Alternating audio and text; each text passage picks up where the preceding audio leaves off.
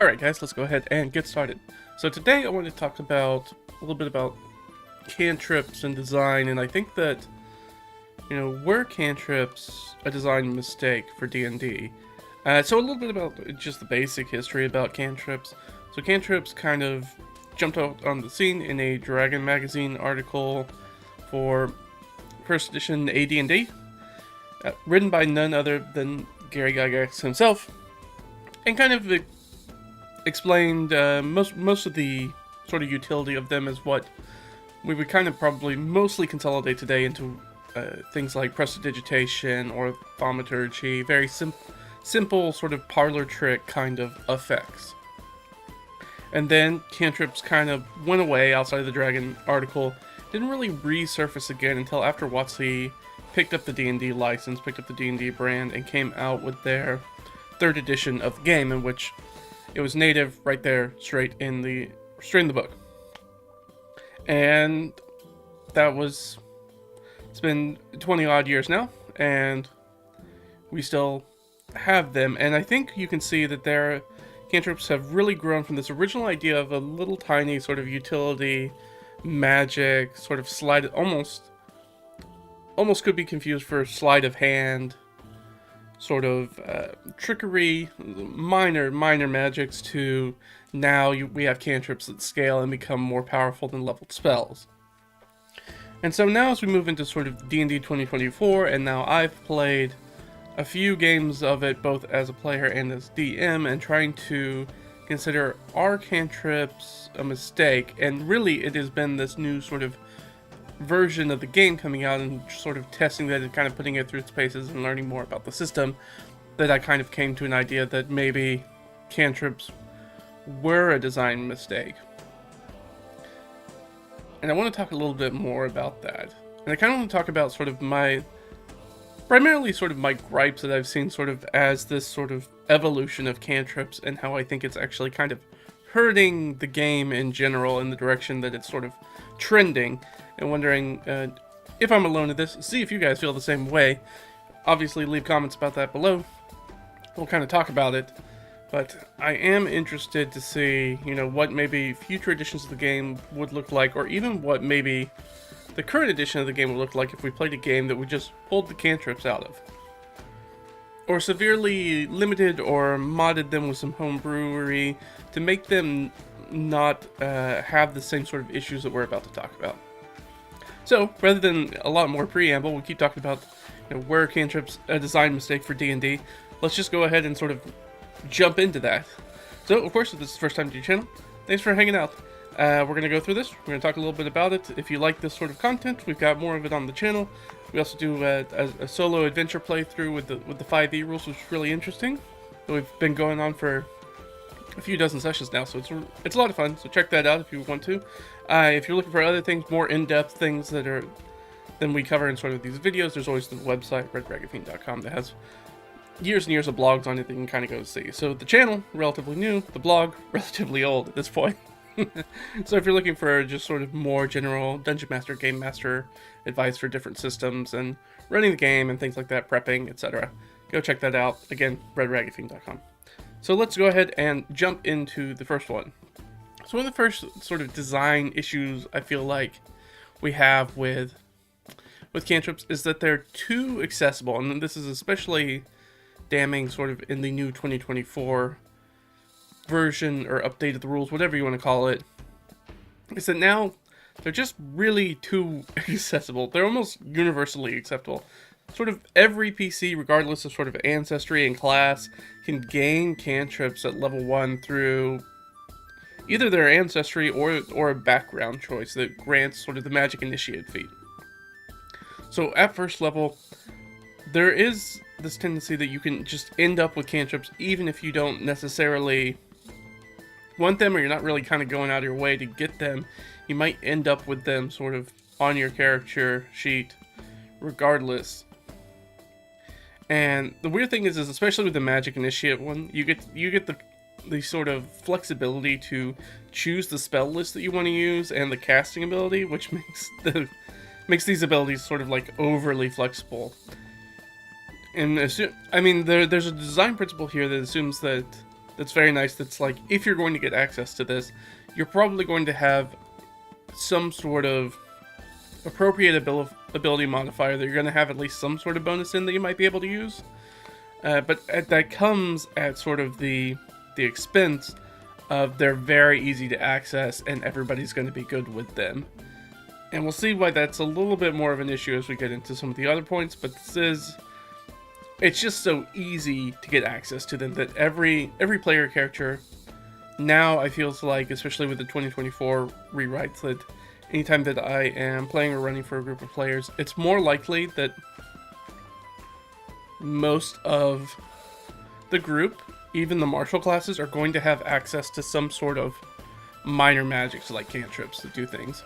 And we'll talk a little bit more about them.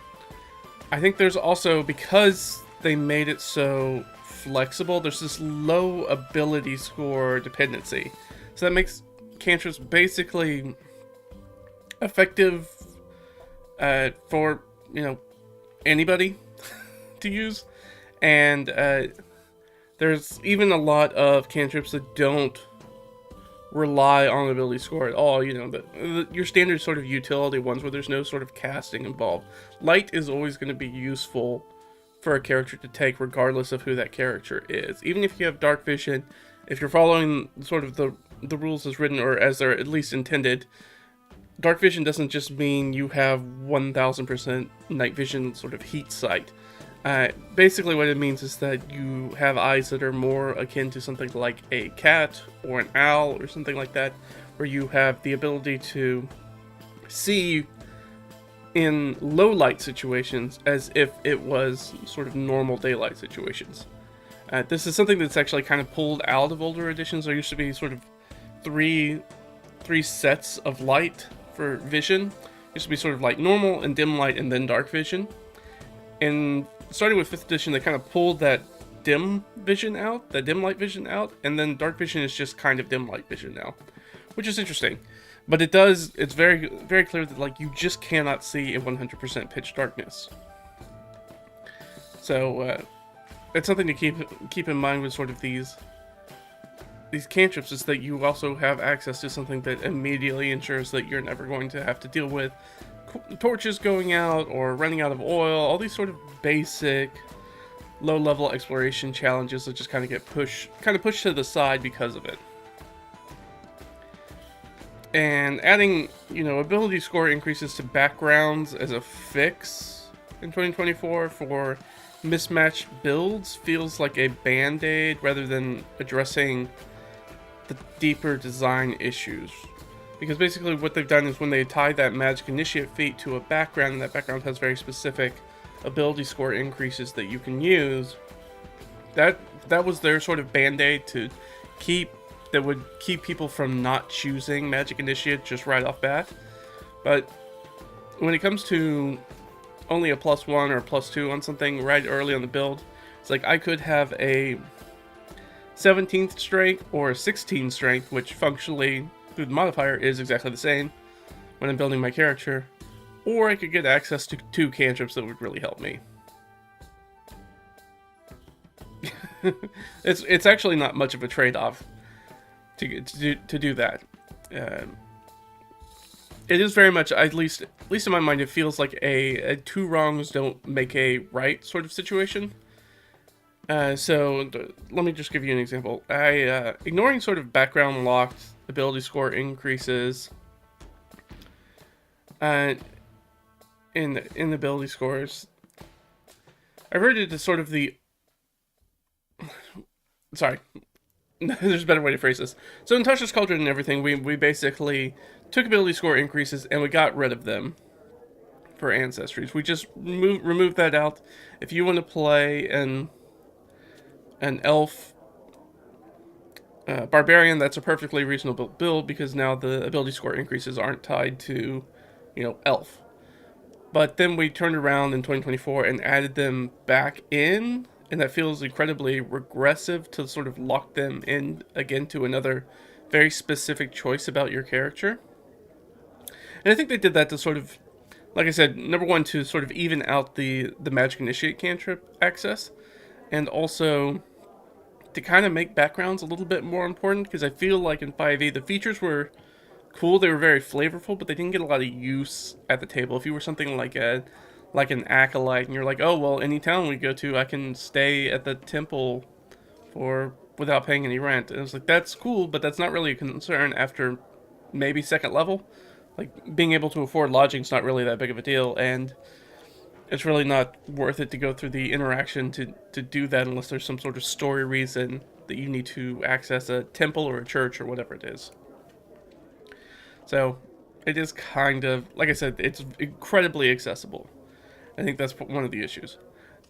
The second issue that I kind of have with the sort of modern cantrip design is that there are too many options. There's a proliferation of cantrips, sort of in general. There are 34 in the new 2024 Player's Handbook alone.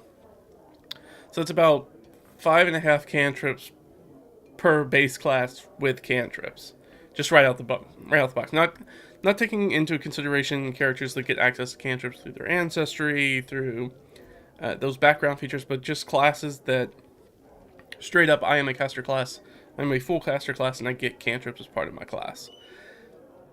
Each of those classes gets roughly 5.5 cantrips per base class. That's a lot of cantrips to choose from. I think there's sort of this, and that adds to this idea that there's this unintentional sort of accumulation that PCs can end up with numerous amounts of cantrips from various different sources, from their ancestry, from their background, from their class, through, potentially feats and other things. You can end up with a bunch of cantrips without really trying for it. So, as an example, I was building I think it was a cleric for a one-shot, and I ended up with, it was either 7 or 9 cantrips just right out of the box. Just because I was like, well, I'm going to choose a cool ancestry that feels fun. Oh, that gives me a cantrip. Oh, well, I'm going to choose the acolyte background because that makes the most sense for this character. He's just a dyed-in-the-wool cleric. Oh, that also gives me cantrips. And then I'm a caster, and that also gives me cantrips. Wow, I have a bunch of cantrips. And that becomes actually, for me, especially in a one-shot situation, I was running out of cantrips I even wanted to take for that character. And then just playing them at the table, being like, alright, in any situation, do I have a cantrip that works for this? Because I have a whole bunch. I have combat ones, I have utility ones, I have, social situation ones, like friends and things like that let me do things. So it kind of made me this super Swiss Army knife, but at the same time made me feel, even as a relatively low-level character, I think we're playing maybe level 5 characters? Level 4 or level 5, somewhere in there. And felt like, wow, this character is incredibly powerful for low level, especially with knowing all these cantrips are going to scale at 5th level. All those combat ones are going to scale, for sure. And that kind of leads me into the next point, is that most of these cantrips, of the 34, 65% are combat focused. I think there's way too much sort of combat overload for the cantrips. So 65% of the 2024 handbook are combat spells, while many of the sort of abilities and resources in D&D are combat oriented, for sure. Right, it falls pretty much in line that 65% falls about where combat takes up about 2/3 of the game rules. So that part feels right. But by doing that, by having this many cantrips focused on combat and the way that they scale, it has this ability to exacerbate the martial versus caster imbalance that D&D has, well, always had. Where you hear the old, linear martials, quadratic wizards kind of argument. Except with cantrips, it's now not as quadratic for the wizards, for your spellcasters, where they're like underpowered, then they start getting access to higher level spells, and now they're incredibly powerful, versus that sort of straight and narrow martial kind of grade. Now you just have spellcasters that start out on that martial track and then just get more powerful. It's just, rather than having that sort of 45-degree curve, it's a much steeper incline on that curve, and they're just always going to be more powerful. And I feel like we see that. I feel like I see that every time that I have a party that hits level 5, and you see that boost, and then playing a caster character, I hit level 5, and I'm like, oh, now all these first level combat spells are kind of worthless for the most part, because now I have cantrips that do essentially as much damage for the most part.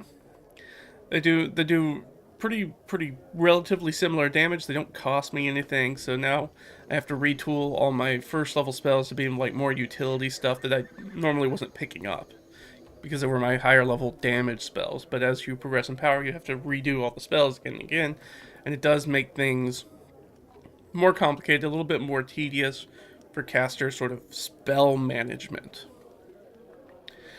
And another, obviously, one of the biggest problems I feel like there is in cantrips by design is this infinite resource power. Having these scaling damage cantrips effectively gives casters a martial equivalent attack, but with the added versatility of also I have higher level, very powerful spells that do very weird and different things. Then I just hit it and hit the monster and do damage with it, do damage with the attack. So they also do a number of other things that kind of set them apart. So again, you have cantrips that are basically the same as martial attacks. As martial characters get extra attack, cantrips go up in power, so they stay on par with each other.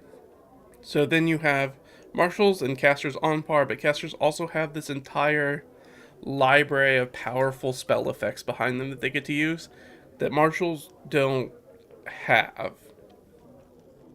They have very specific sort of abilities and things that they can do, but I think it's hard to argue something like Second Wind is as useful as something like a Cure Wounds or a Healing Word spell. Like, those things are not the same. And so the trade-off for that was obviously, well, originally it was, well, the casters have this limited resource of spell slot pools that they can use to do these effects. But then when you add cantrips into that mix, that is removed away. The other big thing that cantrips do is that they circumvent a lot of common resistances that monsters have. Cantrips offer damage types that bypass resistances or immunities, especially to the bludgeoning, slashing, piercing trio that is the majority of martial output. And they're able to do that without requiring magic items. We're looking at things that have been changed in 2024, like Shillelagh and True Strike, that now not only make it easier for casters to actually just do melee attacks straight up as good or better than martial characters, they also get to change the damage type from bludgeoning, slashing, piercing with non-magical weapons to do force or radiant damage, things that most the two types of damage types that most characters are not resistant to or immune to. In fact, and a lot are in fact vulnerable to. So that does, you can see how it starts to cast. If you're playing a caster, it's great. If you're playing a martial character, though, especially in 2024, you kind of feel kind of left behind in the dust, and that's weird. Usually in a new edition, you're trying to find a way to balance martial's reliability against caster's raw power. But it seems that in sort of 2024, they were like, well, we'll just give everybody spells and then it'll be fine. Which, is actually one thing that people disliked about something like 4th edition, where it felt like all the characters were the same. They had all access to the same thing. But it does follow in step with sort of the 5th edition, when every sort of martial class has a subclass that also does magic. At least one that does magic. So where you kind of get into this idea then 4th and 5th edition, and if we're continuing along this trend, that modern D&D will just be like basically all magic casters all the time, just sometimes they hold weapons and wear armor.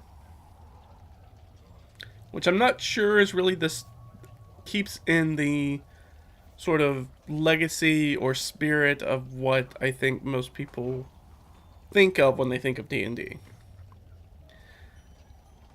So outside of just sort of the resistances and the ability to do basically the same thing that martials do with attacks, They also have a lot of overpowered utilities, sort of those ribbons that kind of come with the damage. So you have things that, in addition to doing a damage type that a lot of creatures are not resistant to or immune to, compared to bludgeoning, slashing, and piercing, you also have cantrips that reduce speed, they impose disadvantage, they force movement, they remove monsters' reactions, they disrupt spells.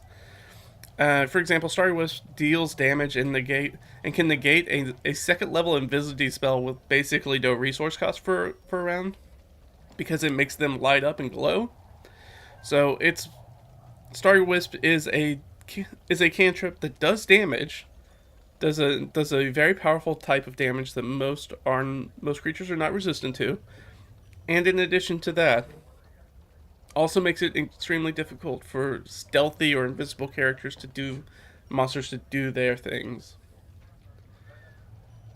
And you compare that next to, I hit it with my sword, and I have trouble hitting it with my sword, because it's invisible. You see that these things are just, they're not, we're not even talking about just sort of like equitable balance. These are things are like not at all balanced.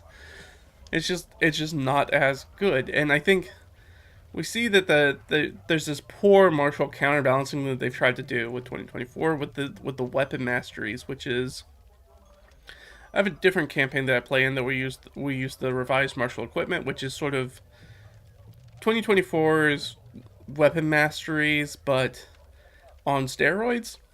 They're really juiced up.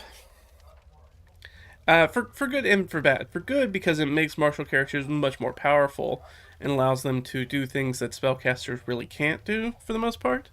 But the downside is that it does make the combat, being a martial character, extremely more complicated. There are all these other additional things. The group that I play with, we basically all have flowchart diagrams about like when do we do which things based off of what we do, because the weapon masteries change the weapon properties, which allow you to do very specific things, which are kind of tied to setting up particular situations. It's very crunchy. It very much dives towards the crunchy complexity that you're going to see something in the game that's more like Pathfinder, either first or second edition. Kind of jumps back towards, in a regression towards that sort of 3.5, very mechanically complex, lots of little floating modifiers kind of game style, which I'm not a super huge fan of, but I do like that it does make martial characters feel maybe not one-to-one with spellcasters, but feel like they also have cool things they can do in combat other than I hit it with my sword. And so in 2024, we see these weapon masteries come in, but they're sort of they're lackluster. They're kind of an anemic response to this, especially with the glow up, the just vastly more powerful most cantrips are in 2024. You have weapon effects that are constrained by, your class abilities that you have, by the weapon type that you choose, which kind of limits your flexibility to choosing weapons, which is supposed to be one of the big things that fighters get to do, is they have versatility to fight with all armors and weapons.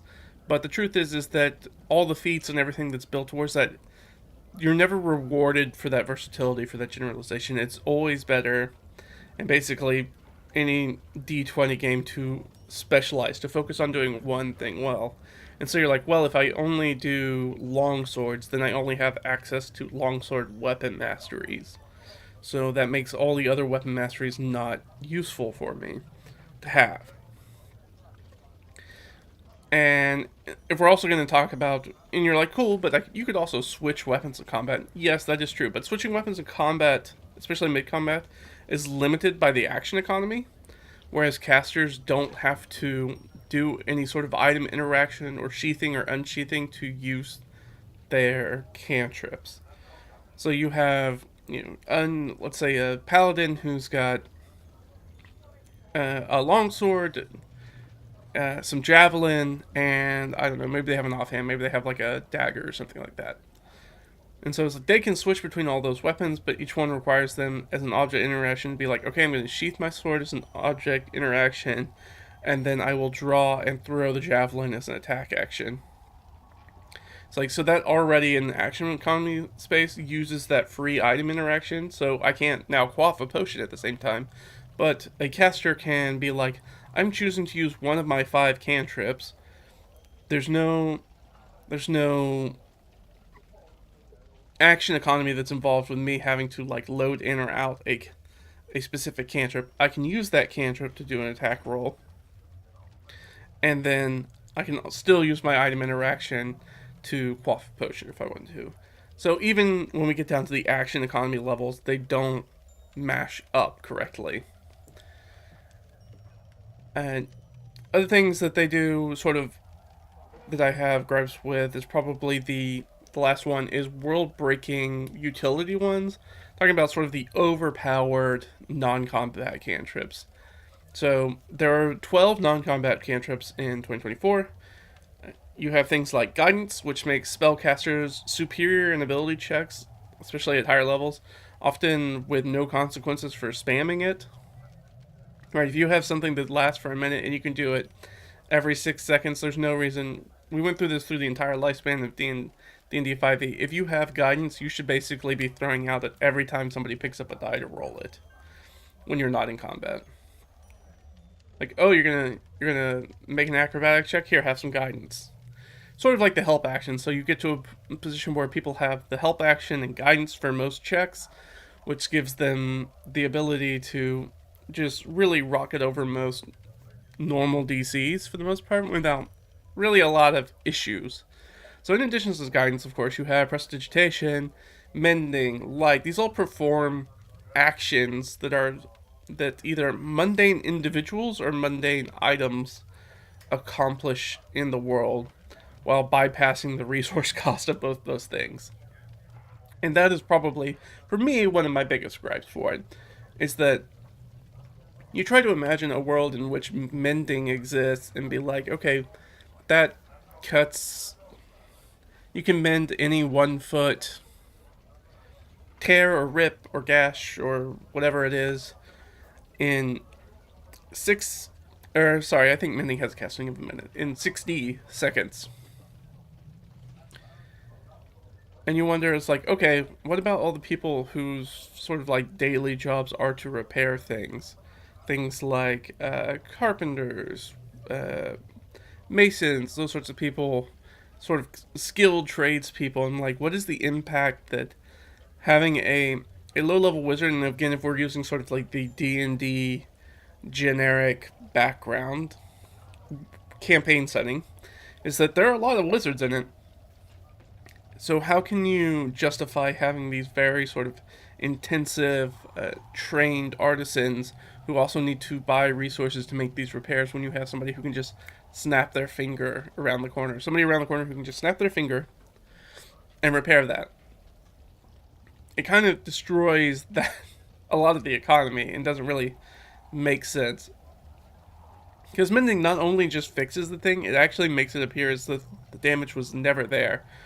So I talked about this with some friends. Is like, you could make an entire character who's a first level wizard or any sort of caster who gets access to mending. It's like, oh well, every day I get up in the morning and I walk to our sort of our cesspit, our sort of midden pile, our dump, and then I just find broken things and I cast mending on them, and I spend my whole morning doing that, and then I walk back to the market, and then I just sell the things again as if they're new, because through the power of mending, they are essentially just brand new, as though they had not taken any damage at all.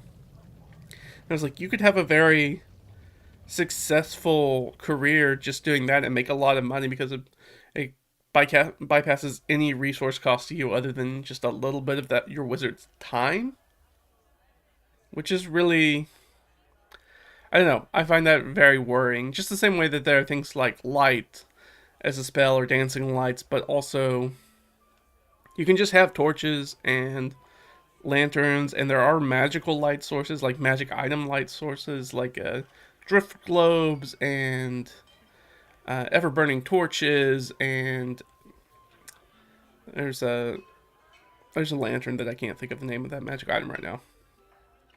But you have those as well, so then when you have those cantrips that can so easily do that and they're not concentration, you're like, well, these magic items are now kind of useless. I can't tell you the number of campaigns that I've gotten something like a drift globe in and been like, okay, well, this is kind of useless. There's two casters in the party that have light, so it's neat, but I'm not going to use an attunement. I'm pretty sure it takes an attunement slot. I'm not going to use an attunement slot for something that I can do as a basic cantrip. So you see sort of that trade-off, how it can also just make very utility magic items just not very useful when you do those sorts of things. And that's a lot of griping about cantrips and sort of cantrip design. So how could we maybe like improve cantrips? What would we do to sort of course correct what I feel like the trend is kind of deviating for in D&D? So what would that kind of look like? And that's hard to say, because balancing cantrips is hard. It's hard to balance something that's got no resource cost kind of tied to it. There are some cantrips like Blade Ward, which is sort of the base 5e True Strike, that are essentially sort of useless cantrips. Like Blade Ward's nice, but are you really going to take a cantrip that you have to use an entire action on your turn to make sure somebody takes 1d4 less damage from a very specific type of energy? That's not really a great trade-off for my one sort of action in combat in a turn.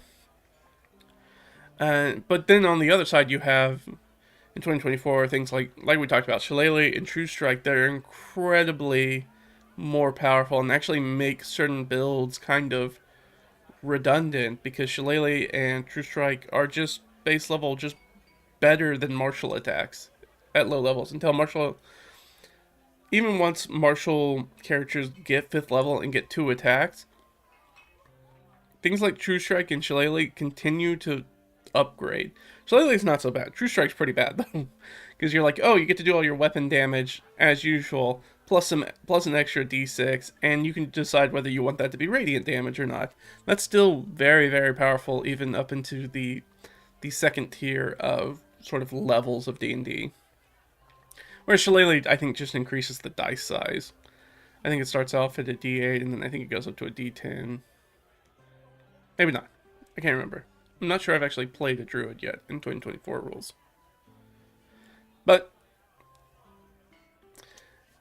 basically to say that doing that and having the ability to use those when using an ability score that is not, specifically not strength, but also not dexterity, makes certain builds kind of redundant if you can get access to that. So there's really no reason when you have something like True Strike really to do something like a basic paladin build that's basic strength-based paladin.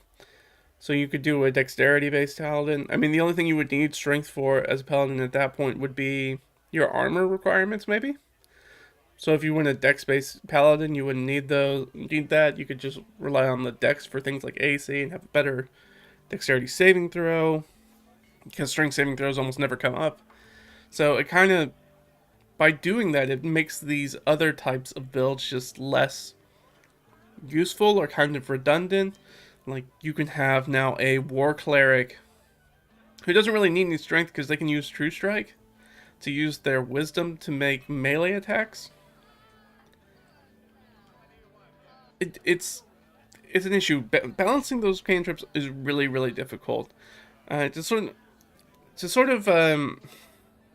the best way to sort of illustrate how that balancing might work, let's rework a cantrip. I think that's the easiest way to do that. So I think that's what we're going to do. So let's do that. Let me look at the list of cantrips real quick, and let's pick one.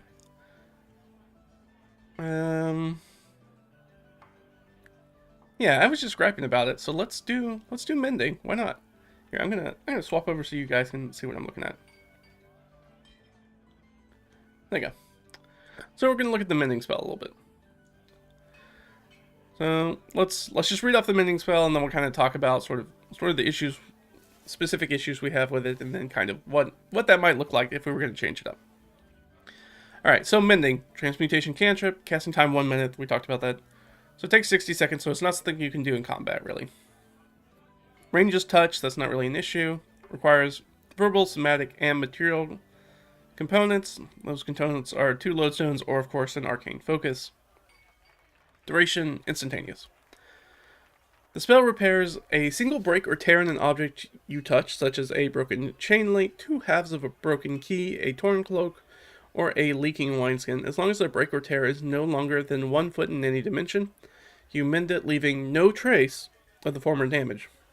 So I talked about how you could just be a wizard who goes to the dump and just picks up like broken pots and jars and torn clothes and just remake them and sell them again as brand new. Especially if you couple that with prestidigitation, where it just automatically cleans things too and makes them smell fresh, give it that new car smell. It makes it very easy to make a lot of money very quickly without a lot of work. And it does make you think, why would anybody who has access to these spells ever go adventuring when they could so easily make a life for themselves just doing that? But let's continue. The spell can physically repair a magic item, but can't restore magic to such an item. That's sort of the end of it. So that's basically the limitation of Mending, is the physical size of which you have to work with, and that it doesn't restore magic to a magic item. So obviously there's a bunch of sort of like issues that I find with Mending. It trivializes repairs. It bypasses things like having things that tool proficiencies that would be useful in this sort of situation that we rarely get to see examples of use of in play. Like, for example, imagine that the party is going through the wilderness and they come across a boat. A boat that's been sort of pulled up on shore. It's clearly been left out for a while, and it does have let's say, a hole in it. So you could repair the boat, which is an effortless task for a character with Mending, who can just be like, oh, there's a hole in the boat. Now there's not a hole in the boat. Now we can turn it over and use this boat. Free boats. But it does, in doing so, it does sideline those player characters with relevant tool proficiencies, or proficiencies like, I mean, you could have water vehicle proficiency, or have the shipwright background, which I think just gives you carpentry. I think it's carpentry tools. So having those 2 things would be something that I would say somebody who, characters with those proficiencies would be able to make checks to do the repairs on it and do things, but they would also need to, find some materials to do as a resource to fix that. It's going to take a hell of a lot more time than 1 minute to fix even a basic hole in a boat. And all that stuff's just kind of pushed to the side because a wizard has this one specific spell that's really only useful for this.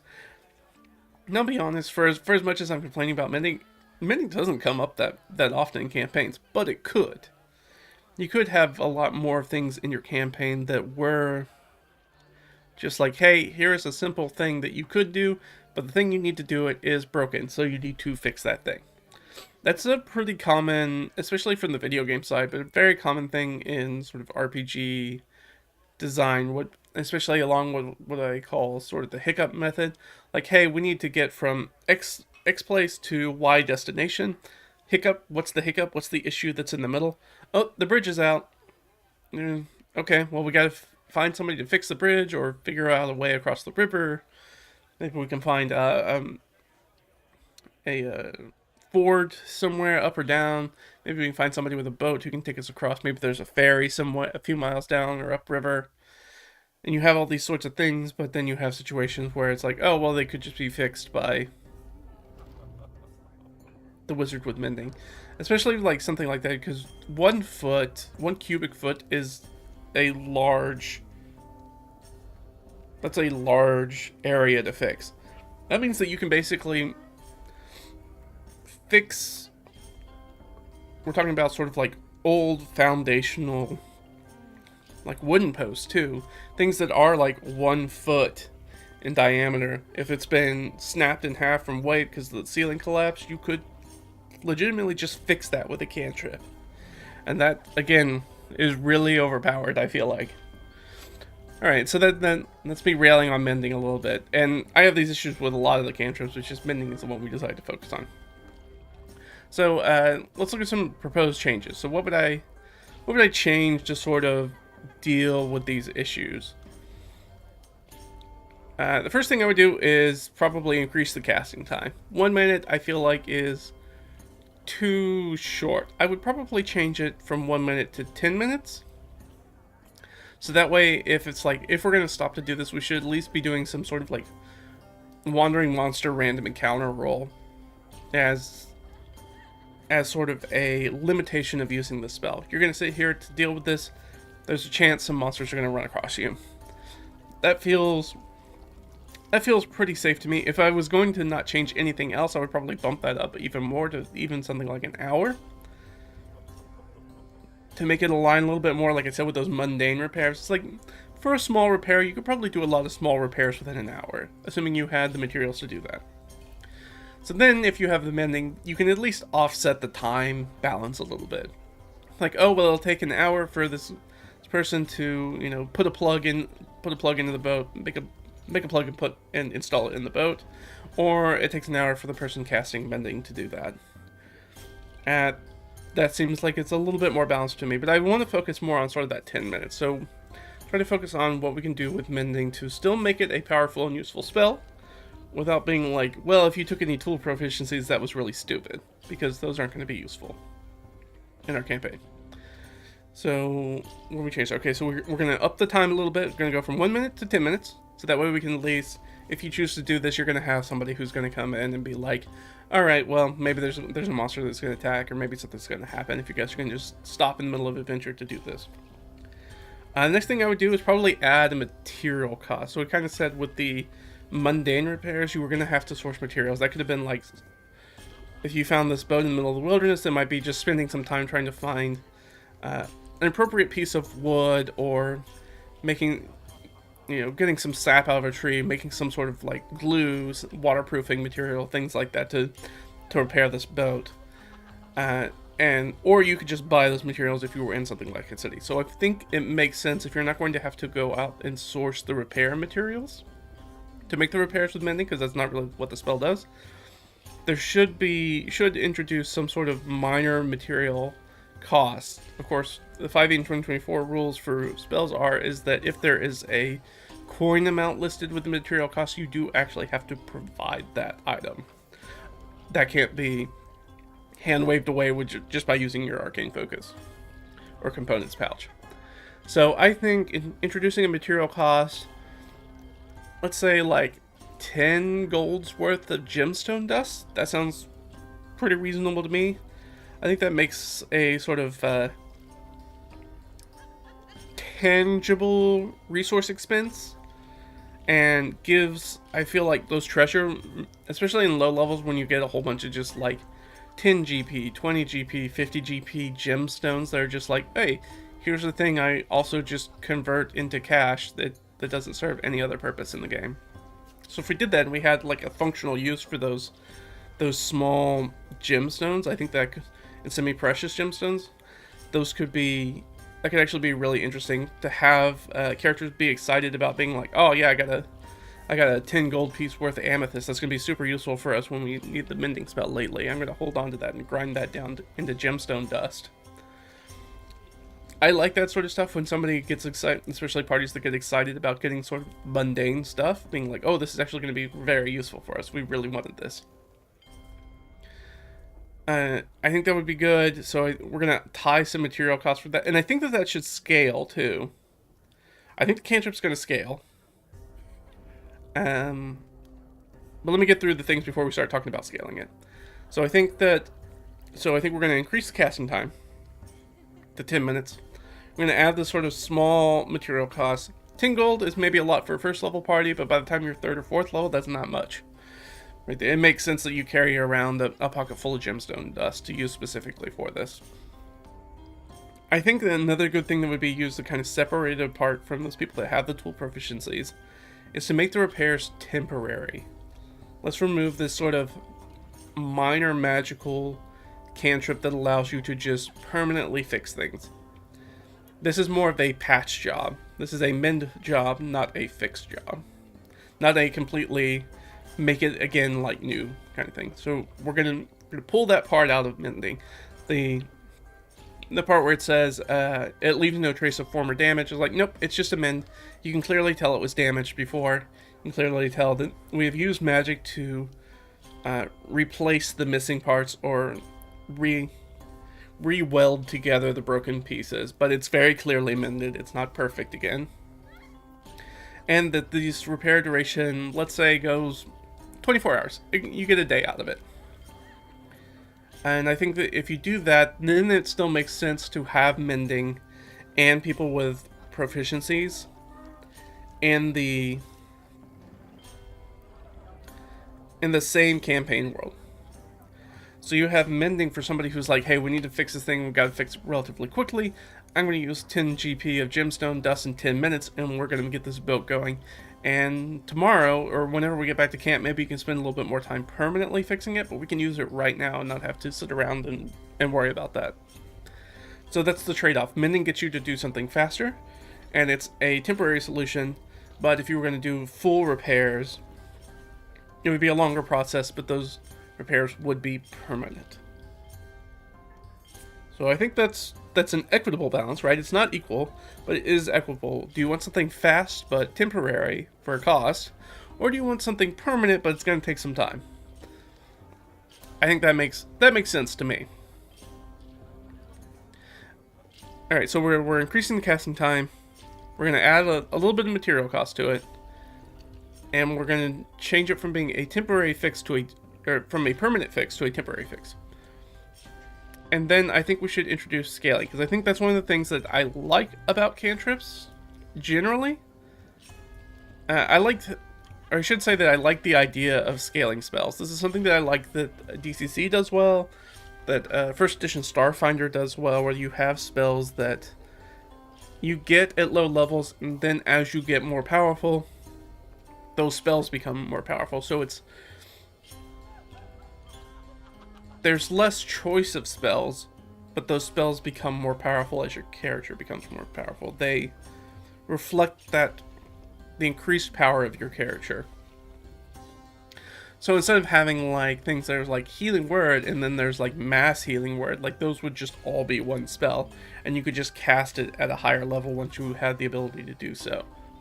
To choose basically more targets, area effect, do more healing, that sort of thing. In the same way, you could look at something like Firebolt scaling to Burning Hands, scaling to something like Flaming Sphere, scaling to something like Fireball. Scaling all the way up to, I don't know, what's a big high-end spell? Maybe something like, I think maybe Meteor Swarm does fire damage? And that would be sort of the high-end rail of if we went along sort of the I shoot things with fire path of spell scaling. I think that's where we'd end up. So I want to introduce scaling because I like that mechanic, but I do think you have to. I don't like the way that sort of 5e and 2024 has done this thing where it's like, oh well, you just get some more damage, and now it's better than maybe your first level spells. So now you have a bunch of worthless first level spells that you have to trade out or rewrite in your spellbook, or it's kind of a mess. But I do like the idea of scaling. I just don't like this particular implementation of it that they have done, if that makes sense. So let's talk about scaling. So how would I scale? So I kind of said that I want to use the gemstone levels. So I do know if you look in the D&D treasure packets, that those are the treasure lists, what are they called? Loot lists? Whatever they are. The tables that you roll on. They do, the loot tables. They do increase, and you see those gemstones sort of ratchet up, so I think that makes sense to ratchet up the price as characters will have more, the party will have more gold to sink into it, and we can change maybe the amount of repair to match that. So let me go, alright, let's do it by tiers. There's 4 tiers to play. So first level tier, you spend 10 GP of gemstone dust and Let's say, what seems like an appropriate size?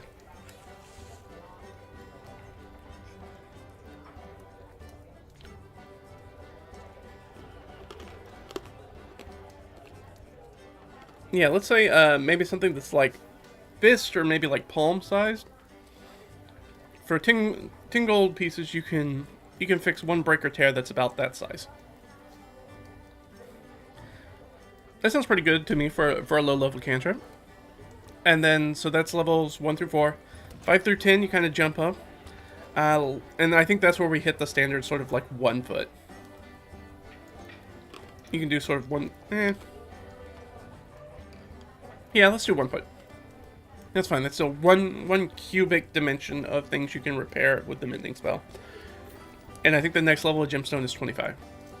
So it goes from 10 GP to 25 GP. It goes from basically this to this as to what you can repair. Then we're gonna open it up a little bit more. I think once you get to 11 and 16, there's a big jump there. It doubles up. I think 50 G is the next level up. So now you're talking about somebody's making the difference about whether do I buy a classic healing potion for 50 gold, or do I use this 50 GP of gemstone dust to cast mending? So I think if it's going to be that, you've got to do a larger size. So I think by the time you're in that third tier, you're in levels 11 through 16, you're looking at things and you're like, all right, I think you can do a full medium-sized creature's square. So a 5 foot by 5 foot cube. I think that makes sense for 50 gold. And be like, oh, this entire sort of front side of this boat has been snapped in half, and you can put those two ends of the boat together and actually fix that entire boat. Again, it's only temporary. It'll only last for a day, but that's 50 GP to make a relatively sizable repair that will still last for 24 hours, and could still be sort of fixed by mundane means if you wanted to. And then at the top level, once you hit sort of level 17 and plus, I'm saying you can do a full large size creature. You can do a 10 by 10 foot square. So that's a huge space. I mean, technically, mechanically, it's a large space, but descriptively, it's a huge space to repair something in. Be like, okay, for that, 100 GP of gem dust. And this gives you the cool thing to be like, hey, there's a completely, I don't know, and I'd open it up a little bit more. Mending's like you can do like one break or tear. I'd probably be a little bit more flexible with that. Just especially once you're spending like a material component attached to it. I might say that the thing that you repair.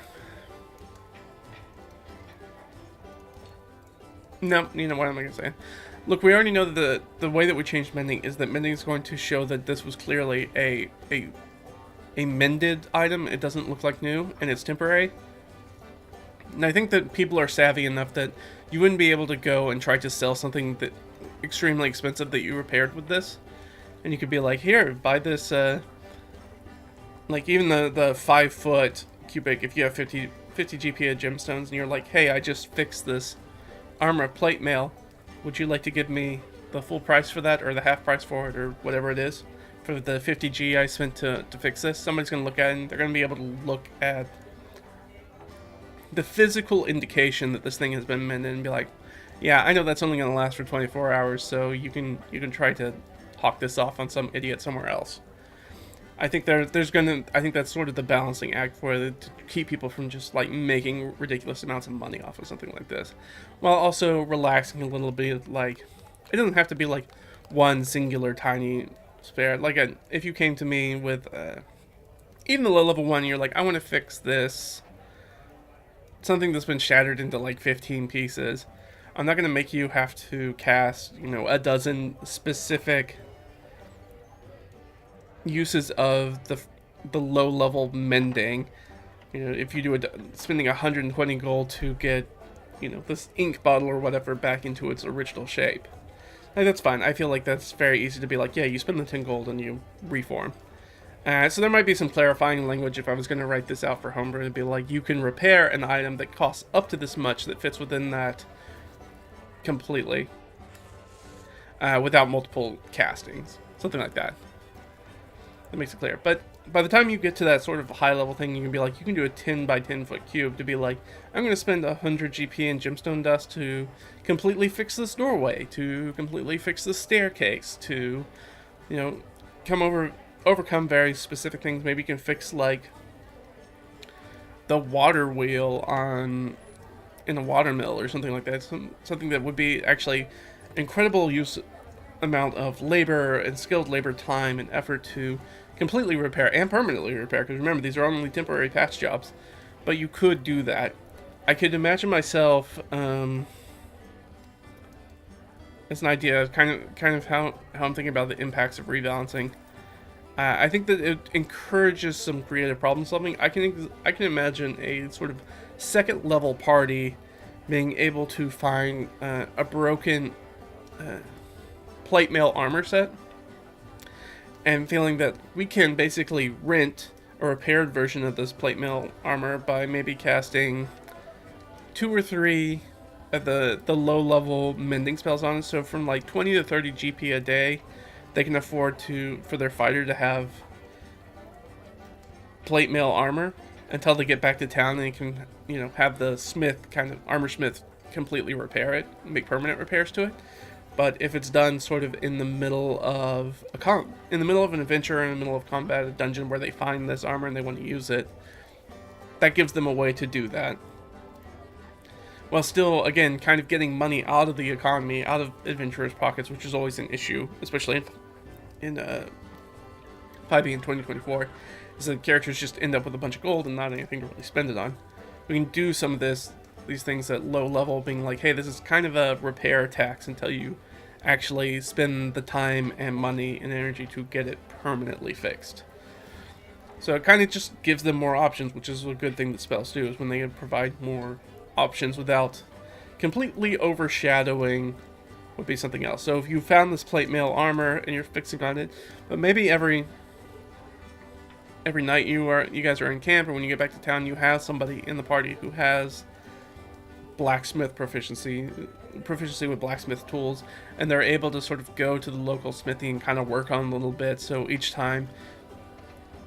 adventure you guys go on as low level adventurers, you have to spend less and less of that sort of daily mending tax to make the plate mail useful until they get it completely fixed, which would be sort of like a fun dynamic sort of fighter wizard pair up to work on this project together, which I think could be really fun experience for the players and for the party, and for dealing with seems like a relatively mundane problem in a very smart and magical way, which I think really kind of hits the sweet spot. At least for me, it kind of hits that sweet spot at D&D, which I really, really like. Anything else we did? Yeah, I mean, so it adds a clear scaling tied to caster power and material costs. This rebalancing. It makes non-diamond gemstone valuable as adventuring loot, which they usually aren't. They're usually just like, hey, here's a different way that represents 50 gold coins. It highlights basically the tool proficiencies without sort of keeping mundane repairs permanent and allowing mending repairs temporary. It keeps those tool proficiencies important in the world and useful for characters. And I think it encourages some creative problem solving for things like, hey, you want to use this really powerful item, or, you know, maybe you guys find a very powerful magic wand or staff that's been broken. You can fix that. Now, we know that it doesn't bring magic back, but maybe it gets to the point where it allows it to, maybe it can be re-enchanted, or maybe it has a really long recharge time where it's just sort of like ambiently filters in magic from the world to sort of like recharge up. Something like that. If you want to give them something that maybe it takes a little bit of work for them to get sort of the full reward from. And I think that it expands sort of these narrative opportunities, especially as a dungeon master, where you can do things where you can do things like use rust monsters and not feel bad about them sort of taking away gear from your players, because they have a way to fix that. potentially. Even though I think maybe rust monsters don't. No, they do degrade. They degrade things. Yeah. So you could use that mending to overcome the degradation in a semi-permanent way.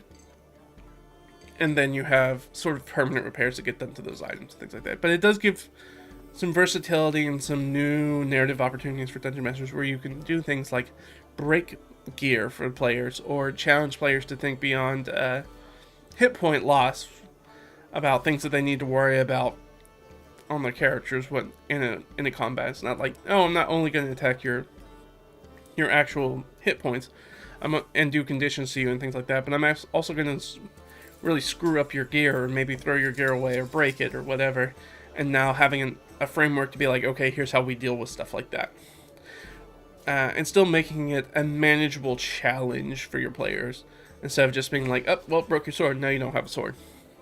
Until you get back to town to buy a new one or take one off an enemy or whatever. And now it gives you an opportunity to be like, oh, well, we can fix the sword, but I got to do this temporary fix every day until we find another sword. Or we can get you to a weaponsmith or a messer or whoever it is to basically reforge it completely.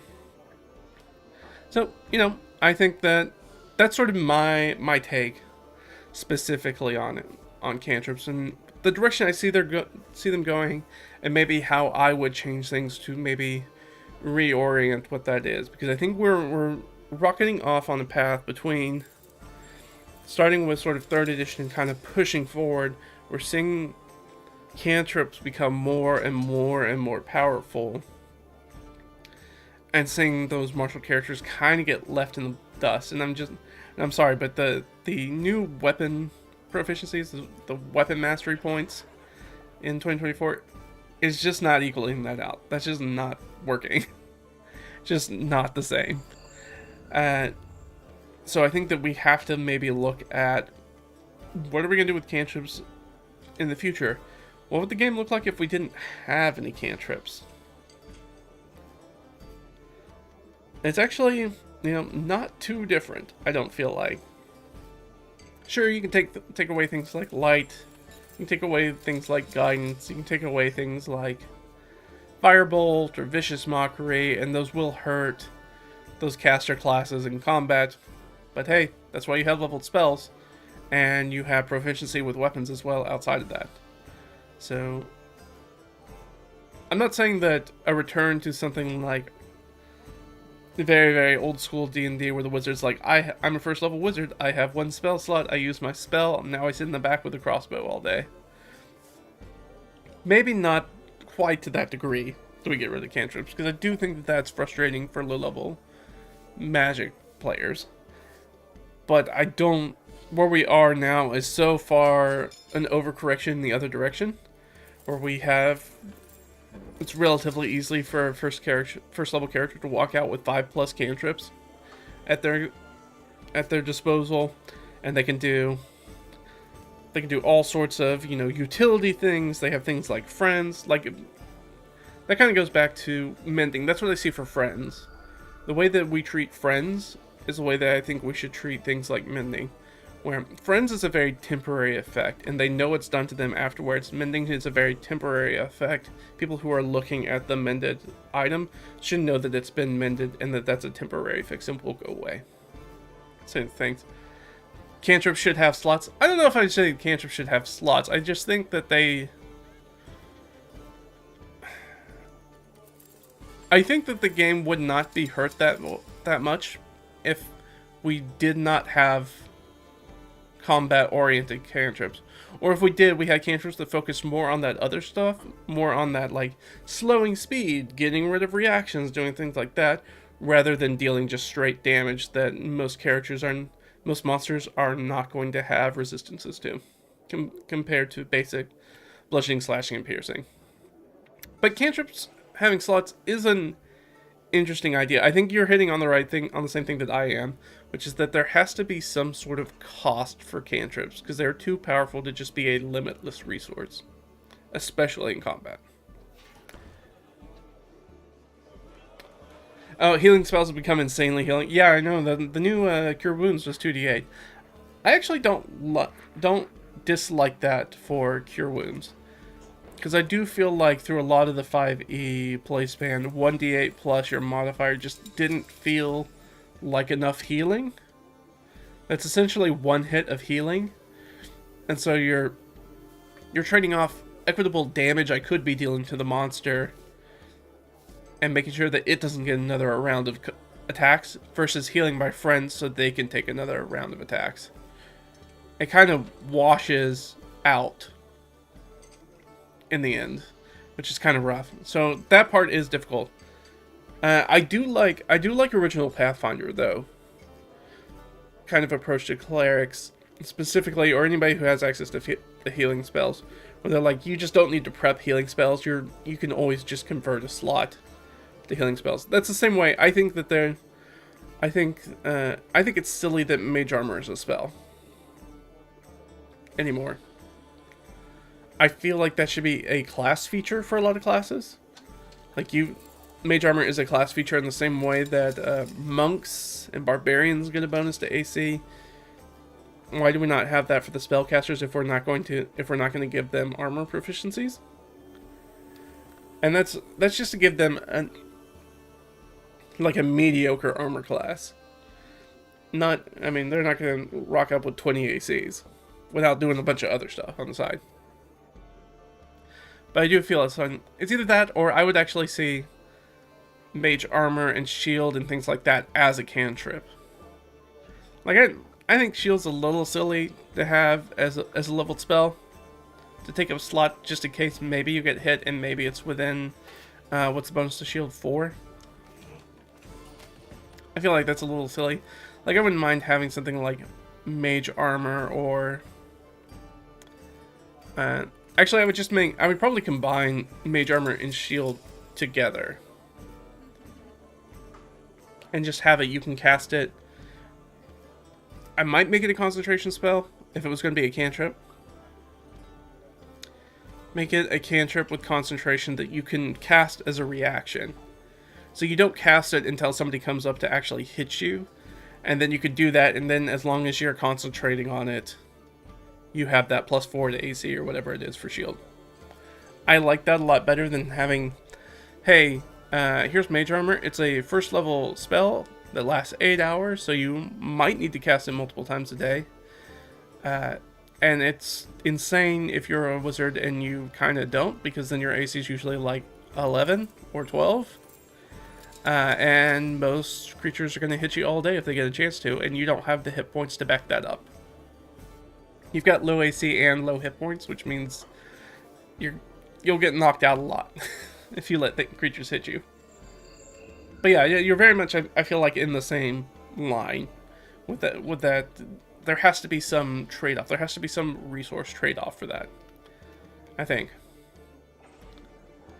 Yeah, Mage Armor is a must. That's the issue. Is that if it's a thing that every character tangibly, practically must take if you're going to be getting into combat situations, then it shouldn't be a spell that I cast. It should be a feature of my class.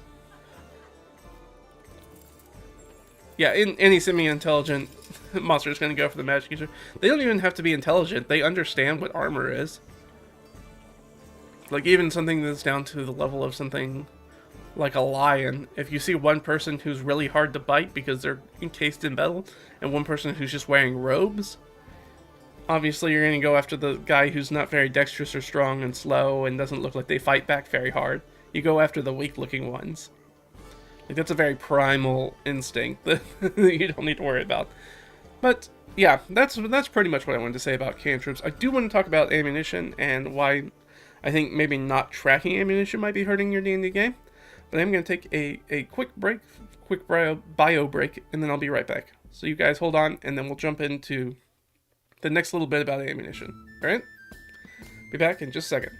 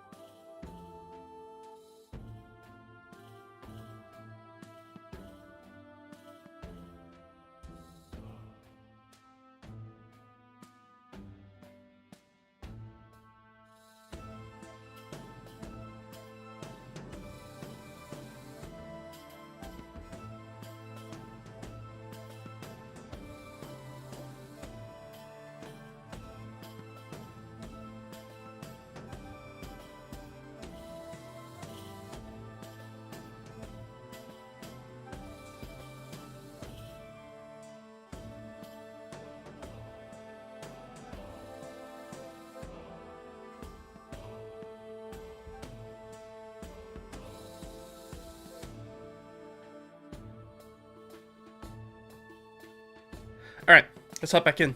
So I want to talk a little bit about why I think not tracking ammunition could be hurting your D&D game. So the best way to approach this is that at its core, since its inception, D&D has kind of been this resource management game.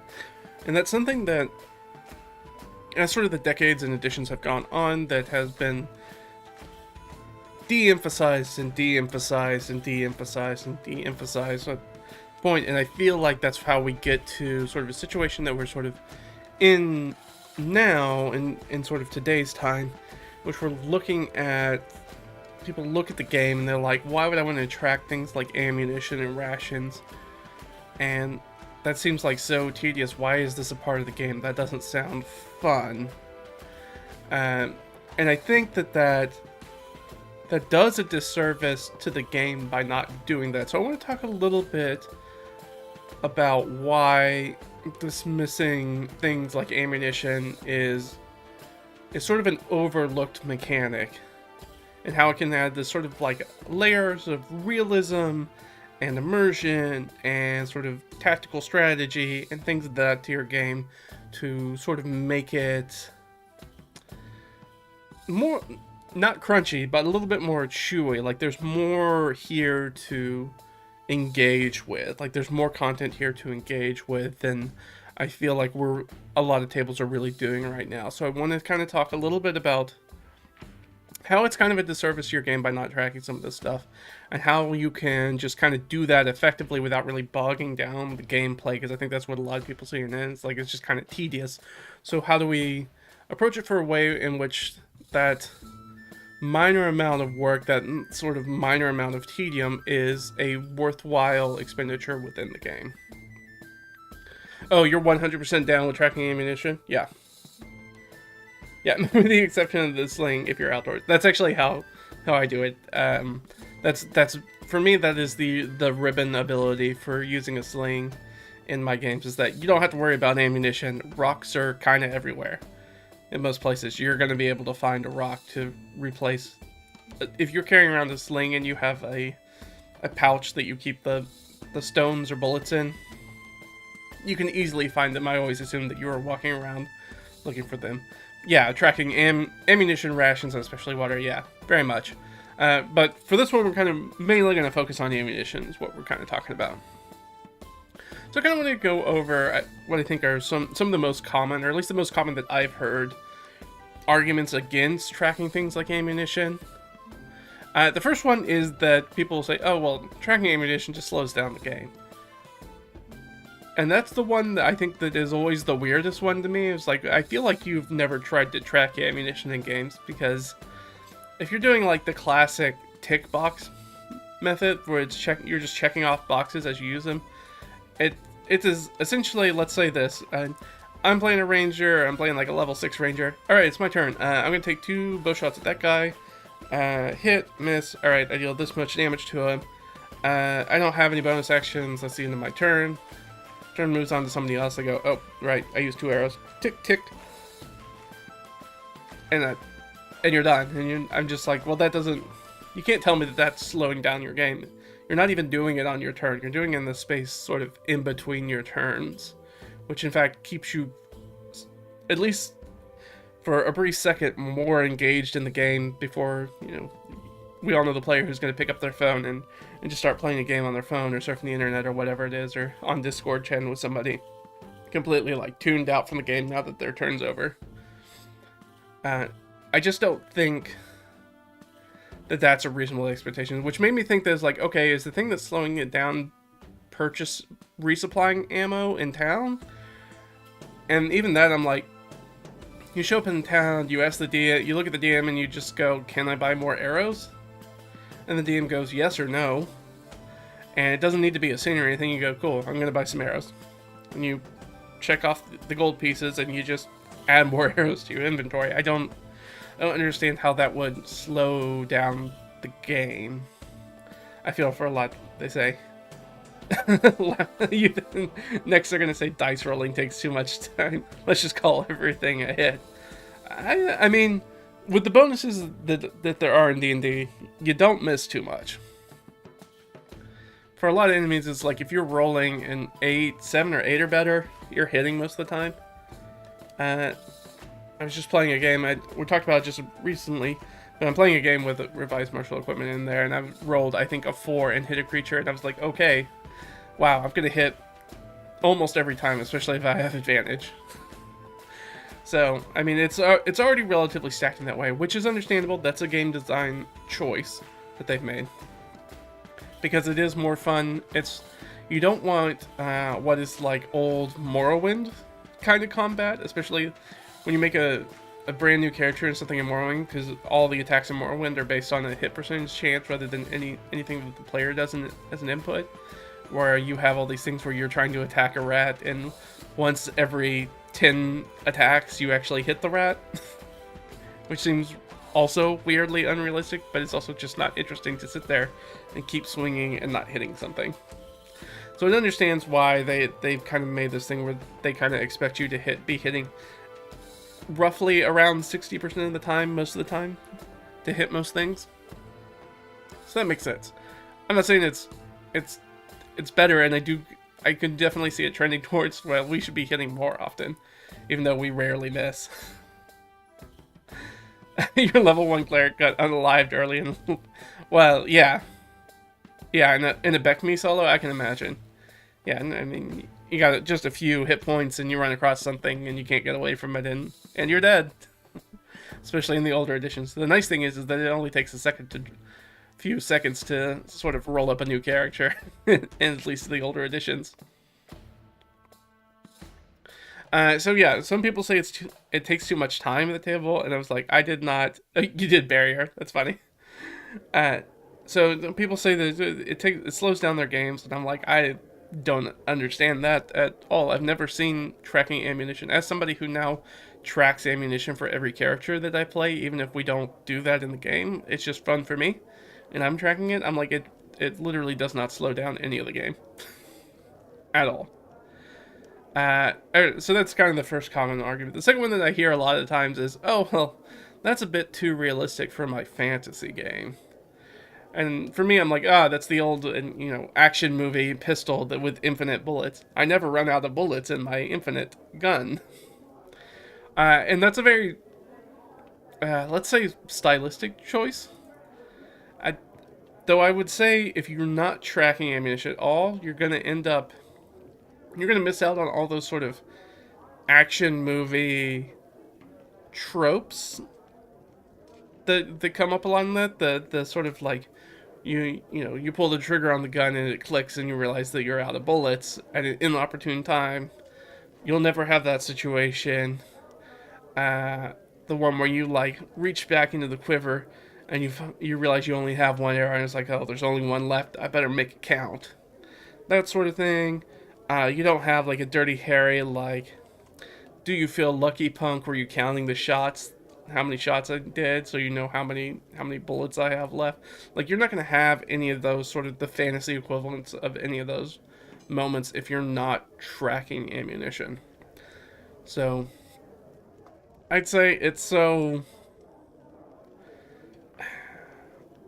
necessarily even about realism. It's like giving the opportunity for if we're talking to more sort of contemporary D&D players who are thinking more about sort of like the narrative story aspect of it, you are robbing this sort of opportunity for drama from your game by not doing just the barest amount of sort of bookkeeping, which seems like a really big thing to rob yourself from just for that. And if we follow that line a little bit further, if tracking resource minutia is so antithetical to your group's fun, why are you playing a TTRPG with experience point and hit point tracking? Like, those are already bookkeeping that you're doing, minutia that you're doing. Right? There are a lot of systems that don't use those things. Why are you playing this system that does that? And if you're still using the system that has those things, why can you not do the same for ammunition, which is arguably a lot easier to track because you don't need to use math for it? I just feel like if that's your argument, that there's got to be a better system for the game that you're trying to run. The only quick spoiler I'd have for that is that in most of those systems that I've seen, even rules light systems usually have some mechanic for tracking ammunition. So you're really gonna be hard pressed to get away from that in most things, because it is a limiting resource. Oh, you think it's so fun when you're almost out of arrows? Yeah, I think so too. I think it adds a lot of realism. I think it gives you a lot of. It sets up situations in which you have to make choices, and that's, for me, is the crux, the gooey centerpiece of D&D and any other TTRPG. It's putting in a situation where I have to make choices, have to make a hard choice and deal with the consequences of those choices. Like, for me, that is what this hobby is all about. Are those situations, those moments. And those can be very story-driven moments about, like, who do we help, who do we believe, those sorts of things. But it can also be really, really simple things like, I only have a few, or let's say crossbow bolts. I only have a few crossbow bolts left. Do I shoot at these monsters, or do I draw my blade and wade into the attack, saving my crossbow bolts for a flying enemy I won't be able to attack with my sword, or something like that. Yeah, and step out of your box, maybe have to do something different, great for character growth. Yeah, it gives you ability to come up with sort of creative solutions to things. Very much. So that's number 2, is like people talking about it's too realistic a thing for my fantasy game. Which is weird. We track spell slots. We already track a lot of resources in D&D, character abilities, how many times you can use it between rests and things like that. I find it hard to understand how tracking ammunition is that bridge too far. Is that one too many things? Is that straw that breaks the camel's back? Like, why is that the one thing that you guys are refusing to track out of all the things? And the third one that I hear a lot, very, very often, is that it's just not important to my game. And I think that that's fair. I think that, look, ammunition in your game can only be as important as you let it be in the game, as you make an emphasis to make it do that. If you run sort of like a narrative-heavy game with mechanical details, those mechanical details kind of like fade into the background. However, the bones of D&D design is still very much that resource management and sort of tactical combat gameplay. You still have hit points and spell slots and abilities uses, and that ammunition just being the bridge too far. It's very, very much sort of the same kind of argument. Oh, it's not important to your game, but you're using a system in which that is built to be sort of integrally important to. And so it's very interesting that when you decide to ignore one specific aspect of that, it sort of undermines all the other aspects, and very much, at least to me, raises the question: is D&D the right system for the type of game you're trying to play? And I know that there's back and forth, and people like kind of fall on two ends of that gamut, where you're like, I just love 5e, or 5e is the only game that I know, and I want everything to be 5e. I want to use 5e rules to do modern day Buffy the Vampire Slayer. I want it to do sci-fi. I want to do it to do all these different things. It's like, but at the end of the day, you have that side of things, and then you have the other side of people that are like, well, you can't use D&D for this. Like, you really need to use this specific system because that's what you're trying to do. And I do tend to fall more on that side, but I think that's just because I have a lot of exposure to a lot of other TTRPG systems, and I'm not like, everything has to be D&D because D&D is the only thing I know. It's very much sort of the hammer sort of analogy. Well, D&D is my hammer, so every game that I want to play in looks like a nail that I just apply D&D to. Oh, I want to run this sci-fi Guardians of the Galaxy inspired romp through space. Well, I'm sure there's a way I can do that with D&D. And you're like, well, you could be using something like Starfinder that's D20 based and is very much kind of built into that milieu that's sort of doing specifically that. That's not a particularly more difficult system to learn, and is actually not that different at all. It's got the same core mechanic: roll 20, roll high. It's got skills, got character abilities, got classes, got backgrounds, got ancestries. It has all the same things, except that it's built specifically for doing sci-fi and for doing these types of adventures. So maybe try it rather than trying to make 5e kind of fit that mold. So it's not that it's not important to your game, which I think is what a lot of people say, is that, oh, it's not important to my game. But what I'm saying is that I can't, I refuse to use something other than 5e or 2024 D&D for whatever I'm trying to do that. Yeah, I think I agree. A lot of people nowadays don't even realize systems other than D&D exist. As ridiculous as that sounds, it's true. Yeah, I think so. I think there is a term for it, but I forgot what it is, where a brand name becomes synonymous with the category of whatever it is. The sort of Kleenex problem that we have in the U.S., where everybody says, "Oh, well, can you hand me a Kleenex?" when what they mean is a facial tissue, right? But those become so synonymous that that they effectively mean the same thing to a vast amount of people. It's like in sort of like the southern United States, when somebody goes, "Hey, hey, do you have any Coke?" When really what they might be asking is, "Hey, do you have any sort of soft drinks? Do you have?" They might not be asking specifically for Coca-Cola. And it's just the way that our sort of language works. But it is something, if you are a brand, you have to be careful about, because if it's proven to enter that much of the way we Google something, if it enters that much of the lexicon of how we talk about that category or that product type or whatever it is, there is a chance you can make an argument to lose your intellectual property over it. It's like, oh, well, D&D becomes sort of enters the public domain because it becomes representative of an entire thing and not a specific thing of which you have, patent, trademarked, whatever. So there are, you can see companies do weird things with their branding when they do that. That's D&D does some of that too, for sure. But yeah, I mean, use the right tool for the pop. Or you ask for a pop and somebody punches you in the face. Yeah, and maybe in the southern part of the U.S. and people look at you and go be like, "What?" Yeah, you ask for a pop and somebody hits you in the face. That's funny. I like that. So yeah, that's the sort of common reasons people don't want to track ammunition. Number 3, number 4 is sort of like magic items and spells sort of eliminate the scarcity of it. Like D&D has a lot of built-in things like Goodberry, the Quiver of Ilana.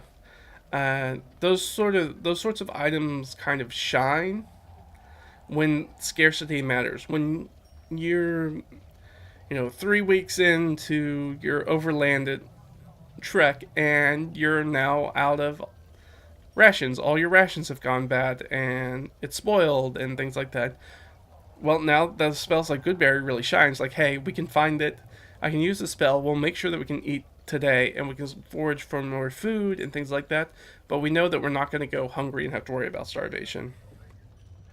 Perfect use of something like Goodberry. Makes a lot of sense.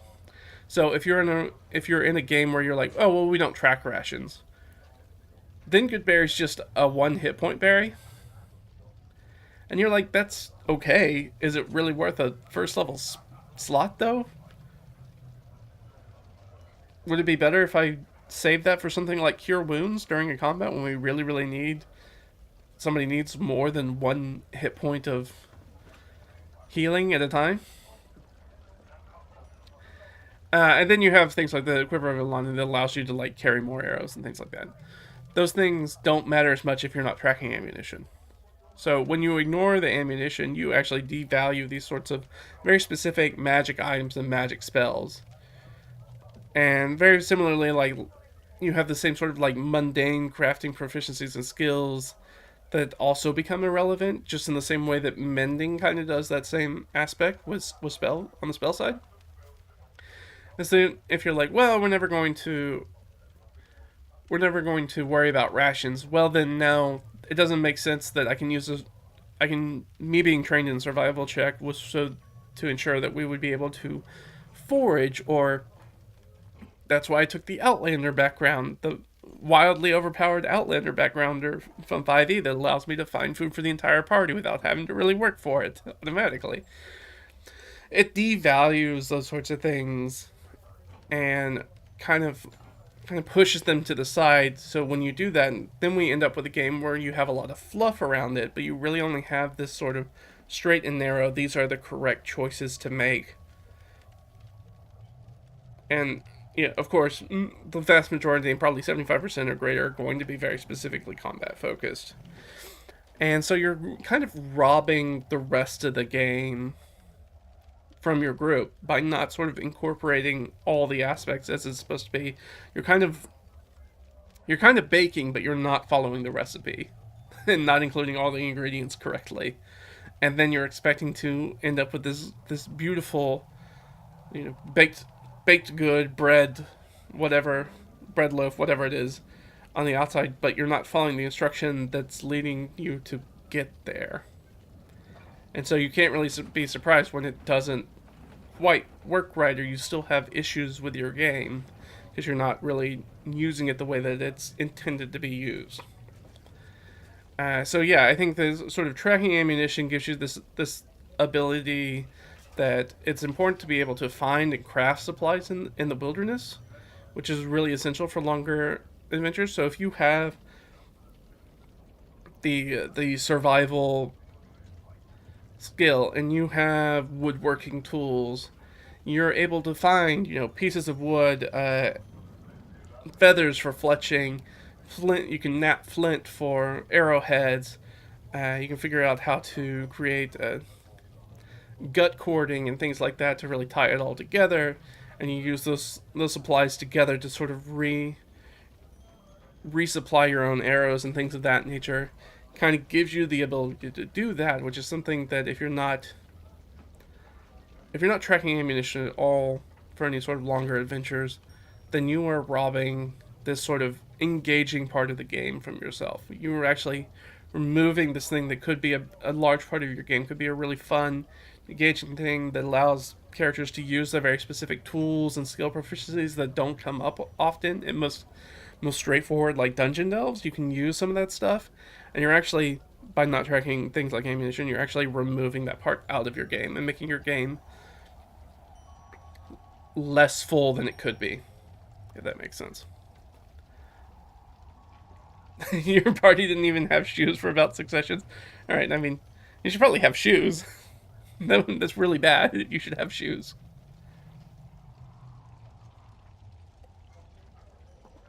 Yeah, you're correct. The one hit point of healing from Goodberry is just the tiny little bonus from that spell. That is not the ribbon ability of that spell. The primary ability of that spell is that, hey, 10 people are not going to go hungry today. You had to make them? Oh yeah, you make them. You can put some sandals together with like reeds and stuff like that if you can find them. Yeah, and that's a perfect use of like using crafting to make something that's really relatable to a game. Now that hardcore of survival is a very specific tone of game that you're going towards. If you're like, you got to make your own shoes in the wild, that's a very specific. That's very hard. I think that would be a hard game to sell a lot of modern D&D players on. I would probably like playing in that game, but I'm not sure a lot of people look. Yeah, a lot of people look over tool sets for sure, because you really have to go out of your way to kind of make them useful. So when you do things like take away things in which areas in which they would be useful, you kind of gut part of the game. So don't do that. That's kind of my advice. And then of course, sort of like the last, I think, most common one that I kind of come across for people who don't want to do things like track ammunition is that, look, the PCs don't run out of swords or cantrips, which is an issue. So why should they run out of arrows or crossbow bolts? And I think on the surface that reasoning sounds perfectly fine. You're like, oh, well, yeah, that makes sense. You don't run out of sword. You don't run out of firebolt. Why would you run out of arrows for your bow? And it's a balancing thing. So melee PCs don't need to track anything that deals with their sword because the limited resource that they're using is their own hit points, because they are putting themselves in melee reach with monsters. They are the people who are taking the brunts of the attack and damage. They're leveraging the limited resource that is their hit points instead of ammunition compared to other characters. That's the springboard for why your tank classes have the most armor proficiencies, and they have usually the biggest hit dice, because they add the most armor or bonus. They have the most armor proficiencies or the most bonuses to AC compared to somebody who sits in the back, like casters. So I mean that's really the difference, is because they're charging things. So cantrips are their own issue, but spells use spell slots. Bows use arrows, and swords use hit points as their measurement, because the longer you stand in front of the monster, the more likely it is that you're going to take hit point damage. So that's the trade-off. That's the resource trade-off. Is they're putting themselves in greater danger to use something that has unlimited resources. Now, cantrips are their own issue. We've gone over them before. I'm not gonna dive back into that. We just talked about it pretty recently, so it's not worth getting back into again, because we're focusing specifically on ammunition. What I do want to say is that the limited scaling cantrips definitely pose the same issue that martial ranged weapons users do. They can make attacks from distance at relative safety. They often do it from behind cover or through obscurement, especially if they're smart players. However, most of those, what I think is most egregious about specifically ranged weapon users, is that ranged martial PCs usually, it's a little class dependent, but for the most part, still gain the bonus to armor and the bonus to hit dies that melee characters do. So now, and I've played with characters that have full plate armor and a big shield, and they stand in the back and they shoot a bow, and you just kind of go like, "What are you doing, man? Like, get up there! Like, stop letting the rogue tank hits. Get up there and do your job." And yeah, so I think that's what makes specifically not tracking ammunition such an egregious issue, is because there's no real practical difference if you don't use ammunition between a fighter that's using a long sword up in melee and a fighter sitting in the back, or a ranger sitting in the back using a bow. They have all the same armor proficiencies, they have basically the same hit points, except one of them is going to get hit a lot of the times by the monster, and one of them doesn't. And so the resource the offset that they have is that, hey, you have a limited pool of arrows, you will eventually run out of them if you keep doing this.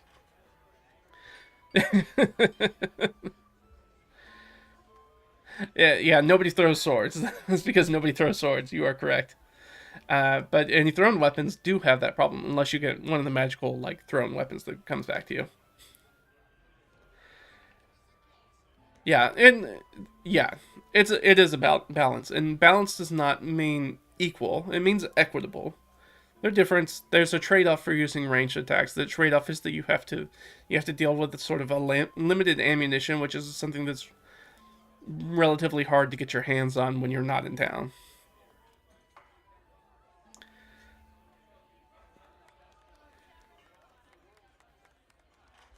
Oh, you think, yeah, now that every single class has access to cantrips, it's tough for casters.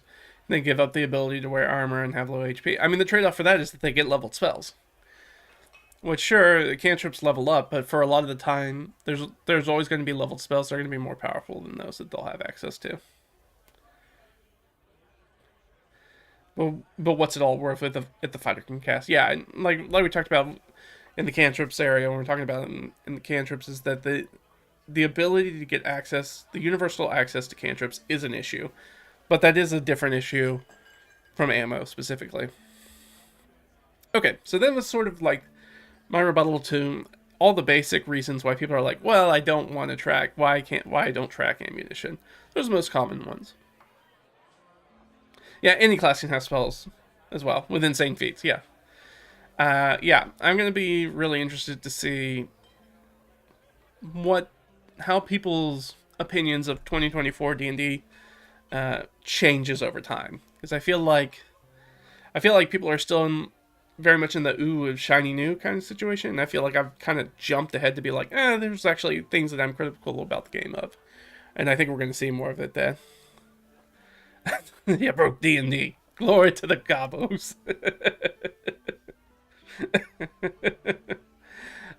So we talked about sort of why people aren't using ammunition. Now let me try to give you the reasons why I think you should track ammunition.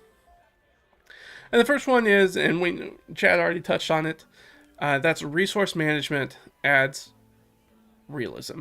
And realism doesn't mean bad. Realism doesn't mean that you don't get to do cool heroic things. It just means that the fiction of the world feels grounded, which is an important thing for any sort of narrative structure, is that it feels like it happens in a real feeling world. That is what we're talking about when we're talking about realism. We're not talking about like, oh well, you I know you tripped while you were in the tavern and you scraped yourself on a rusty nail and now you got tetanus and died. That's not what we're trying to do here. You got tetanus, you got lockjaw, you died. That's the end of your 5th level adventure. That's not what we're talking about here. What we're talking about is sort of this way to sort of make the fiction feel consistent within the world. That's all we're talking about. So I think resource management for things like tracking ammunition adds this sort of, well, especially for D&D, this desperately needed consistent way to get gold out of PC pockets. This is what you talk about in something like an MMO or something, or really any video game when they start talking about the economy of the game. Is like, how do you get money? How much money do you give to players, and how do you get that money back from the players and their characters? Paying for ammunition is one of those things. So if you do that, there's this consistent thing, like being a ranged melee or a ranged martial character tax. It's like, oh, every time I go into town, I'm going to have to drop a few gold on some arrows. That's not that big of a thing. Right? Especially once you start to level up, it's really kind of inconsequential for the most part. But it is a way to just sort of get that gold bit consistently out of their hands, so it's just not sitting in their pockets doing nothing. And there's also sort of, it opens up for opportunities where you can sort of overcharge as well. Now sure, arrows themselves don't really cost a lot. Arrows and crossbow bolts cost very little, and we already talked about slings not costing anything. But if you find yourself like on the road and you're a little low on ammunition, you find a traveling merchant, and the traveling merchant who will gives you the opportunity to buy ammunition, but they have some exorbitant markup because there's no competition around. It's either you buy from them or you don't. So you might see 10 times markup on that, especially if you have player characters that are walking around with really, really fancy armor and magic items who are clearly wealthy. That merchant's going to clock that and be like, oh, you know what? I don't have it in front of me. But a brace of arrows does not... a score of arrows doesn't cost very much. It might only cost a gold. I'm not even sure off the top of my head. But there might, 10 times that cost. Well, I can give these to you for 10 gold. And sure, a high level party's like, whatever. Here, have the 10 gold. I just need the arrows. But it is some way to just at least slowly sort of like suck some of that gold back out of their pockets. And if you keep doing that, then that will happen. And then you can put them in a situation where, what if they don't have enough money? Especially, this is really easy to do with sort of lower level parties, and without any alteration. Otherwise, you're going to have to alter kind of your treasure output for higher level parties to have the same thing happen. But what if your character just doesn't have enough money, and they have to choose between resupplying their crossbow bolts or buying a healing potion? They can't have both. Now, like I said, for me, that's the chewy, nougaty good center of D&D and other TTRPGs. You've put me in a position where I need to make a meaningful choice and deal with the consequences of that choice. Having a healing potion will always be helpful in your back pocket. Running out of crossbow bolts is extremely unhelpful if I am a ranged character. So now I have to make a choice. Is the choice, if do I think it's more likely that I'm gonna get knocked down and I need that healing potion, or do I think it's more likely that I'm gonna run out of crossbow bolts and not be able to resupply them? That's an interesting question, and I would only know the answer to that knowing my own character and being in that situation. I don't think there's one good choice one way or the other. So it's going to be up to that situation, and to then deal with the consequences fallout. Do you run out of crossbow bolts in the dungeon? That's an issue. Do you get down to health and you're not able to have a way to heal yourself? Stop yourself from getting knocked out? That's an issue. So, right, it's a very meaningful choice, and that is what I'm trying to get to with most of that D&D, is trying to get to that point where the choices that we make are impactful, and we know that when we're making the decision. And so you don't get the opportunity to have that interaction if you're not tracking ammunition. That character would always buy the healing potion. Why would I buy more ammunition? I still have 20 arrows that I've in my quiver that I've never ever spent in 4 levels of adventuring. Why would I buy more arrows? Because we're not tracking ammunition. Becomes an issue. I think it adds just this another level of strategy on top in combat than the sort of... I mean, we've all played martial characters at this point, probably. If you're watching this video, I assume you've played a martial character at some point, or Dungeon Master for somebody playing a martial character who's like, okay, it's my turn again. I'm gonna make 2 bow attacks. Okay, I hit twice. There's the damage. Right, I'll see you in about 10 minutes when it's my turn again. That sort of brain-dead combat when you're having something like resource management through ammunition, at least sometimes adds a choice that needs to be made there. When you're in a situation where, like, okay, we're maybe on the 2nd level of this dungeon, we don't know how deep it goes. Do I want to waste arrows on these low-level mooks, knowing that I could lose them or they could break and I won't be able to recover them? Is it worth trying to fire through obscurement where I can't see very well, or trying to fire against characters that are monsters that have cover? Is that a useful use of this? Now, once this is a limited resource, I have to be thoughtful about how and when I use it. So I want to put myself, oh well, only in situations in which I'm hiding, or only in situations that do I want to use my bow when I know I'm going to have advantage, or I'm going to use it when I know that I don't have enough movement to fully close with the monster, so I'm going to use this round to take some shots and make them sort of come to me. And so I basically get a free round of attacks in the combat, something like that. So now those are very specific, meaningful, strategic, and tactical kind of choices I can make. Do I stand in the back and shoot my crossbow, or do I move into melee with my full HP and draw my sword and flank with the barbarian and off tank them so they can get a little bit of healing and recover a little bit of HP because they're kind of far down, right? More tactical choices, more decisions we need to make. Now playing a martial character that can do both of those things, that can also has the armor, has the sword, has the shield, if they have that, to get up there and mix it up in the melee, or do I sit back and use my arrows or crossbow or whatever it is? Making that... Now I'm thinking about the entire battlefield. I'm thinking about my allies, what they're doing, where do they need help, how can I step in to help there, because I'm playing a character that is versatile, that is able to do 2 things relatively well. Now I have, as a martial character, I have a lot more interesting considerations to make on my turn that's not, oh, it's my turn, I make 2 bow attacks.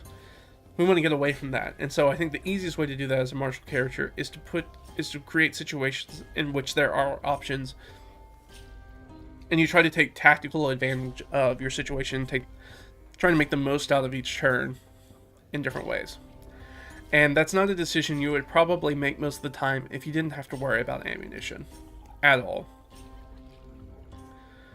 If you combine finite resource tracking with deflated treasure output, so if you do that, so we're going to track our things, and we're going to kind of tamp down, we're not going to release as much treasure output the players will really start to have to weigh those choices of using their limited arrows and spell components against a level of danger you're in, right? I don't want to use arrows and risk losing or breaking arrows against these low-level mooks that only take one shot. Just as like you have the spellcasters with, say, we were talking about the mending spell in the previous video, with the GP sort of cost associated to it. They're like, ooh, is fixing this thing really worth 10 GP if I know it's going to be broken again tomorrow? Maybe or maybe not. Is it worth that temporary? Is that money worth the temporary utility we'll get out of whatever I'm trying to fix? And the moment that I have to start thinking about engaging with those decisions and thinking about those and making those choices, like I said, that's when I feel like we're really hitting the heart of D&D. That's when you're really hitting the heart of a TTRPG. You're like, here are choices. I have to make a choice. I have some information. I'm thinking about the consequences of what could happen if whether I choose A, B, C, D, Z, whatever it is, whatever I try to do. Is there a creative solution I can come up with that will save me from using one of these limited resources, like a tool proficiency or something like that, right? You have all the, anytime that you can get a player that's sort of locked into that mode, that decision-making mode, that choice-making, action-taking mode, then you're gonna have a great game, because that's, at least for me, that has been the difference maker. When you see somebody who's fully engaged in the game and weighing sort of, they have a lot of decisions to make, and they have to weigh those decisions very carefully, because there may be very terrible consequences applied to whatever they choose. Exactly. If you're not immersed in the game, it sort of kills the point of playing it. Like, if you're not going to,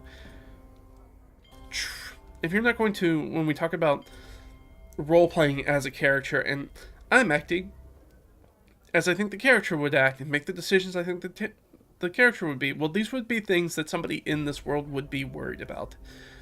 If I am a person whose primary weapon is bow, and I'm really good at archery because I'm a ranger with the archery fighting style, so I get a bonus to attacks with it. I'm really good with it. I should be very concerned about whether I have enough arrows for the adventure or not, and when I choose to use them, because I'm very good with them. But I can't use them every time, all the time, realistically. Like, as this sort of limitless resource. Hey, yeah. Oh, you're getting ready to move tomorrow? Nice.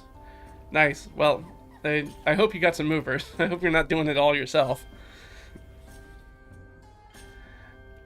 So I think in addition to that, you're deflating the loot output. So now each gold that they spend to resupply the ammunition is something more that they have to consider. Pushing them towards that idea where it's like, well, I could have more arrows, but I could also have a healing potion. Which one would be more useful to me? The healing potion is going to definitely be useful, but I'm not going to be a very effective character if I run out of arrows too. So which one do I choose if I can only choose one? So it also sets up a situation where your players are going to be eager to loot enemies, like, for basic equipment, when they're like, oh, good, we fought some hobgoblins who had bows, who also had longbows. Cool. How much of their ammunition can I scavenge? How many of their arrows can I use for my own quiver, and really sort of beef that back up? And I think if you get to that point, if you can imagine a game in which your players are actually happy to get very mundane loot off of an enemy monster, then I think that you've hit the stride for your campaign. I think if you have players that are like, yes, we fought some people with arrows, yes, they still have some arrows remaining, I'm going to have more arrows for my quiver, yes. That means I can be a little bit more free with the arrows and choosing ranged combat. Nice. It's a good resupply. So I think if you get yourself in that situation, you're going to have a fantastic game where your characters are very locked in, thinking about creative play and how to scavenge and how to get the most out of what they have going up against challenges. Yeah, exactly. I think that's exactly what you're saying, Chad. Going from thinking of it as thinking, what would my character do, to just stopping that middle step and just being like, thinking like your character, all right, this is the situation, what do I do? instead of being like, oh, well, Tomas, the ranger, well, he loves his friends, so of course he will take the healing potion because he wants to be able to heal his friends. I was like, yeah, it's okay, but it's better to think about that almost in a first-person perspective. To be like, okay, this is the situation I'm in. I could be letting down my party either way if I run out of arrows, or if I don't have a way to heal my friends. Oh, but I'm also a ranger and I have access to some cure wound spells. So maybe I don't take that. Maybe I take the crossbow bolts or arrows or whatever it is, because maybe that'll be more helpful because I can rely on my spells to do the other part. It makes those little wins very, very valuable, yes. And I want to put up situations in which, you know, those players have a reason to use things like survival and woodworking proficiencies to find that wood and flint and feather and cordage to be able to spend time in camp repairing or creating arrows mid-adventure, to work on their gear to make sure that their gear's up to date and ready to go. You might get parties to a situation where they'll be like, is it worth picking up a hireling? Do we want to hire somebody to come with us? You know, somebody who's just sort of a jack of all trades, somebody who can help us forage for food, who can forage for those raw materials and resources needed to do these repairs and things like that.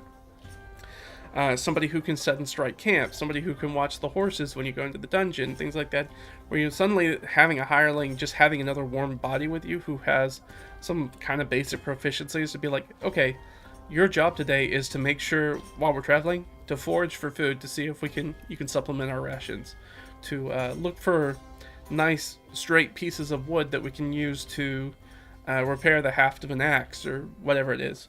Just having somebody that's just kind of a gopher that's just like, I just need you to do some basic things so I can focus on doing the hero thing, while also having to pay that person.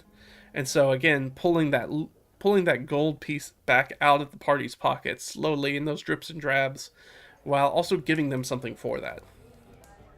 If that makes sense. Kind of set them up in those situations. Exactly. Alright, so number 3, I think that tracking ammunition encourages preparation and problem solving.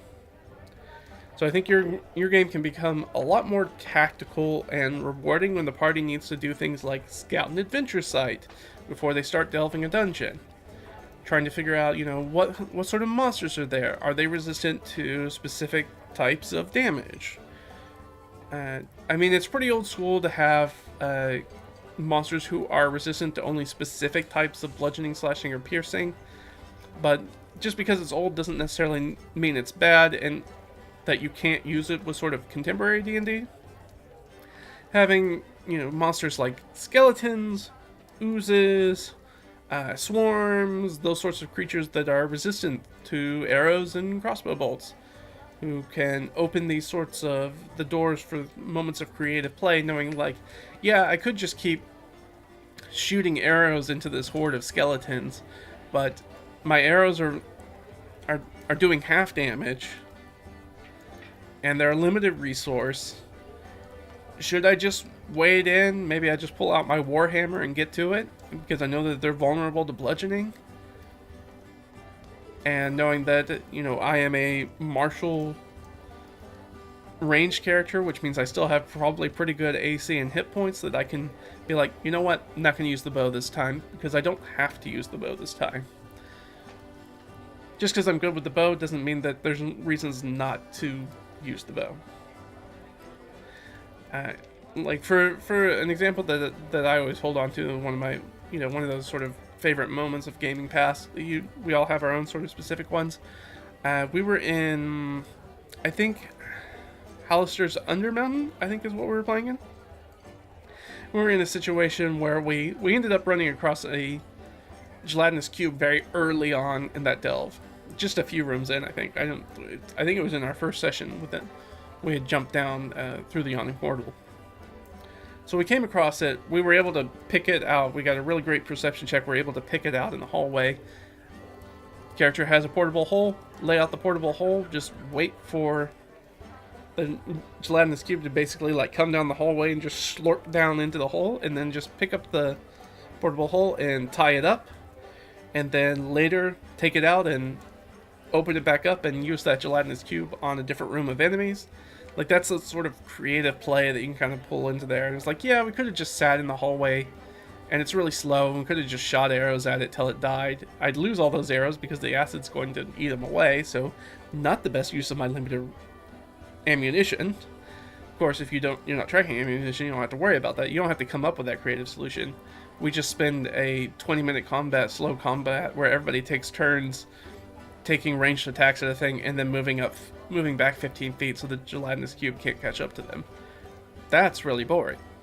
But if those things were suddenly a limited resource, like, well, I could fire 20 arrows into this thing and lose all of those arrows due to the acid. Or I could use the one magic item I have to do some sort of creative thing with it, and then we can maybe take this threat and use it as an opportunity for us later in the game. So that is the sort of things, sort of compelling that creative play. It's one of the things that tracking things like ammunition can do instead. And that only kind of comes with preparation and planning. So I knew we got some magic items for that campaign. I knew I wanted, I think it was an uncommon, I think Portable Hole's an uncommon item. And I was like, oh, well, somebody else will take like a bag of holding or something. But I also want to get like a fun item, like a immovable rod, like those sorts of weird utility items. They're like, the usefulness of them is dependent upon your creativity as a player. I'm like, oh, well, I'll take the Portable Hole. The Portable Hole does really interesting things, so let's take the Portable Hold. Especially in a like an older D&D adventure that's got a lot of traps in it, where portable holes can be a lot more useful. So, and that's just, we ended up running into a monster, and I was like, oh, well, I could just trap the monster in it. The monster's really dumb. It's not going to suffocate in there because it doesn't breathe. So we can just have a gelatinous cube until we need it. And that's a super cool way to do that, and not waste any of my limited supply of arrows. So, yeah, I mean, that's the sort of thing I'm looking for. Is having that sort of preparation and planning should be, I feel like, an important part of the D&D game. I think it's important to remember that PCs have to sort of... And I think this is where a lot of people kind of fall out of love with this sort of situation. It's because you look at a group of monsters and you look at a group of player characters and you assume that these things, when balanced for like a combat encounter, are the same.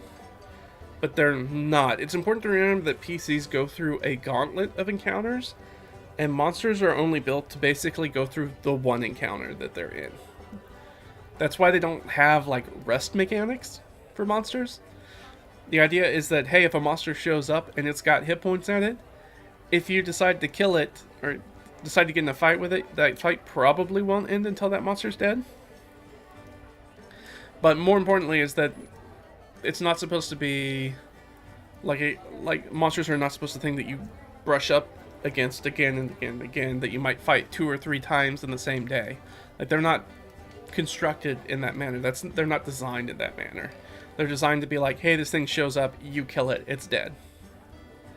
And so it's important to remember from a design perspective, when you're thinking about designing adventures, that the PCs are going to go through multiple encounters throughout the adventure.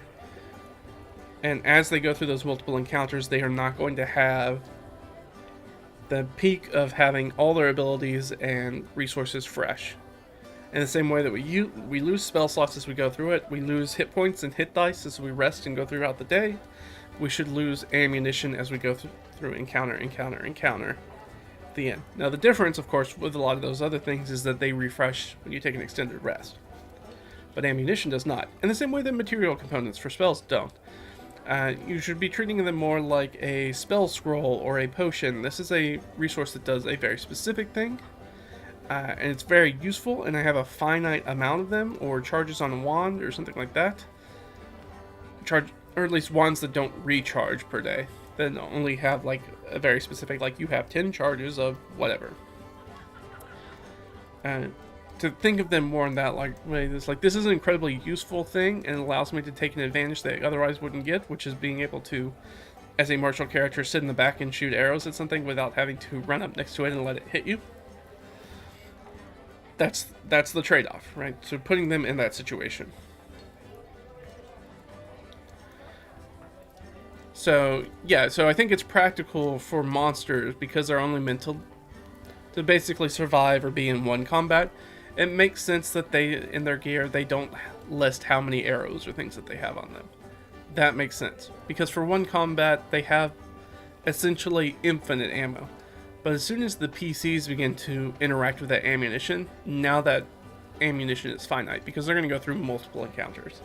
And so this becomes a resource that they have to manage throughout those encounters to ensure that they have enough to get through all of them. And I think it will help boost that exploration pillar that needs so much boosting, especially in sort of 5e in 2024, by having a reason for the players to sort of engage with it. Going through that long overland trek to, let's say you're going through an overland trek, you're like, got a mission, we gotta go find this ancient temple, and we gotta get the MacGuffin in it, and we gotta bring the MacGuffin back to our adventure patron, the person who's sending us out.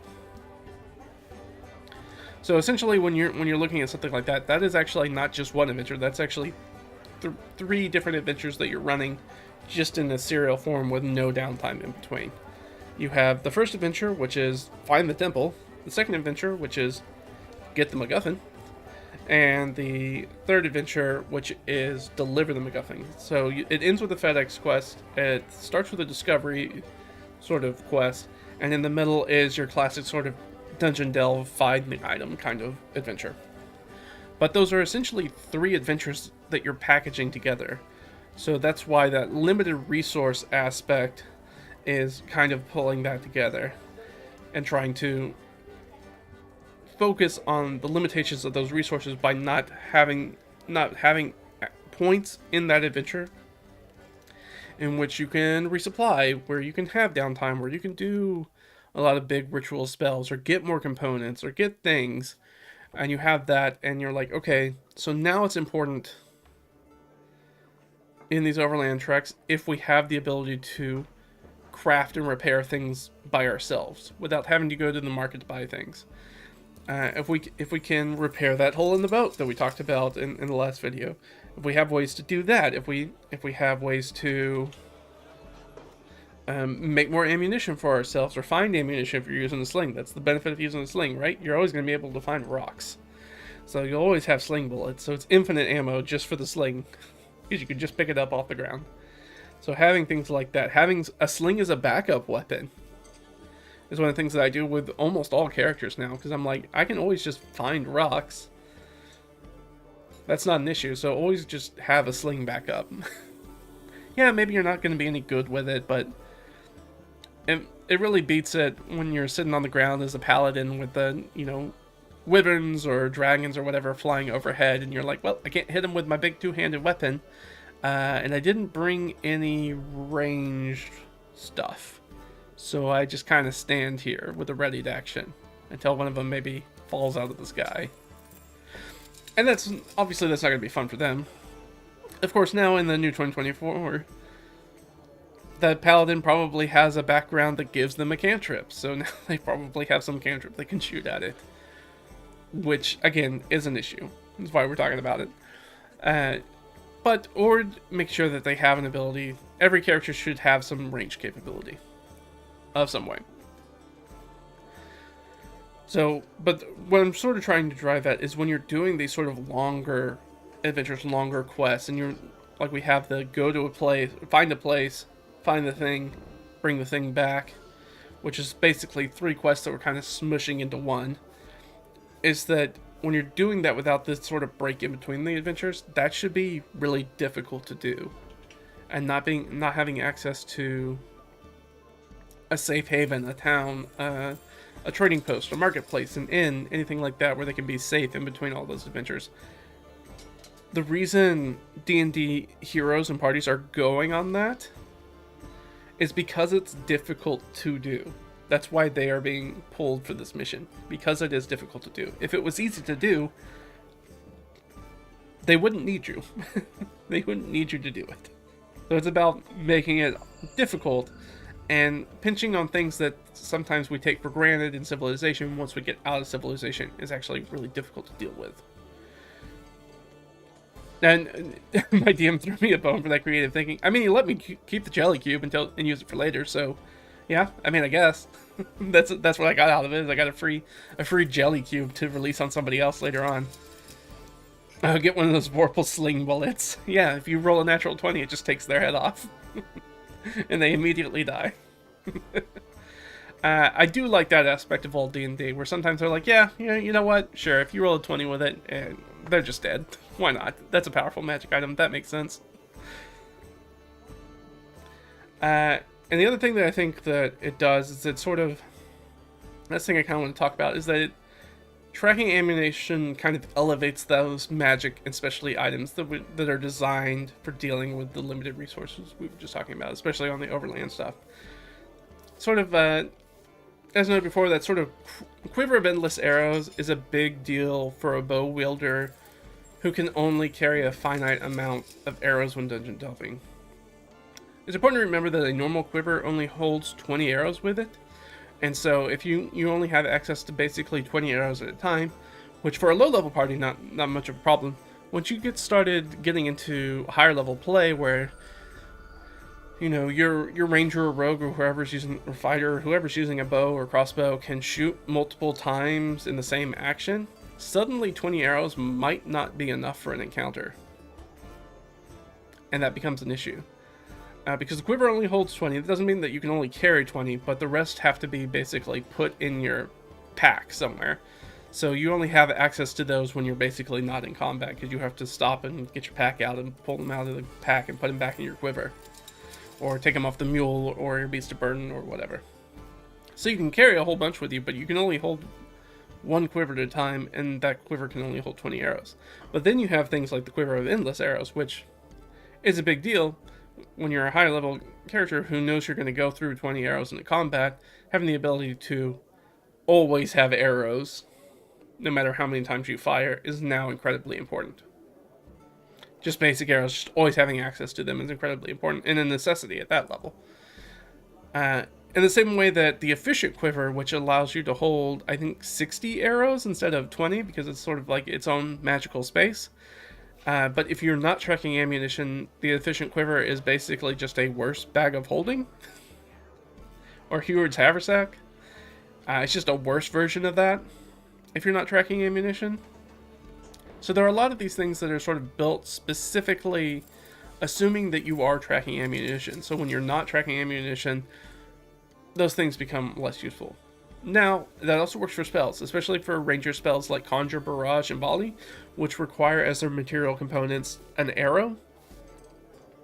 I think you can use a crossbow bolt too, but it requires an arrow. And you'd be like, okay, I could fire this arrow in one attack, or I could use it as the material component for Conjure, Barrage, or Volley, which turns a single piece of ammunition into a big sort of AoE spell that represents kind of dozens of ranged attacks at once. So those are going to be spells that any ranger who's tracking their ammunition is going to be more interested in using.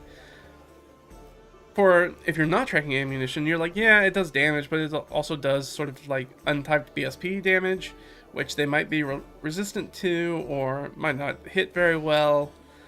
But then, and especially when the material cost doesn't mean anything to me. So instead, if you have the situation in a different situation in which the limited ammunition is important, and you can be like, this arrow represents one attack, so it represents like 1d8 plus whatever. Or it could represent like, I think Conjure Volley is 8d8. Or I could turn this into at least 8 attacks against all the creatures within this area.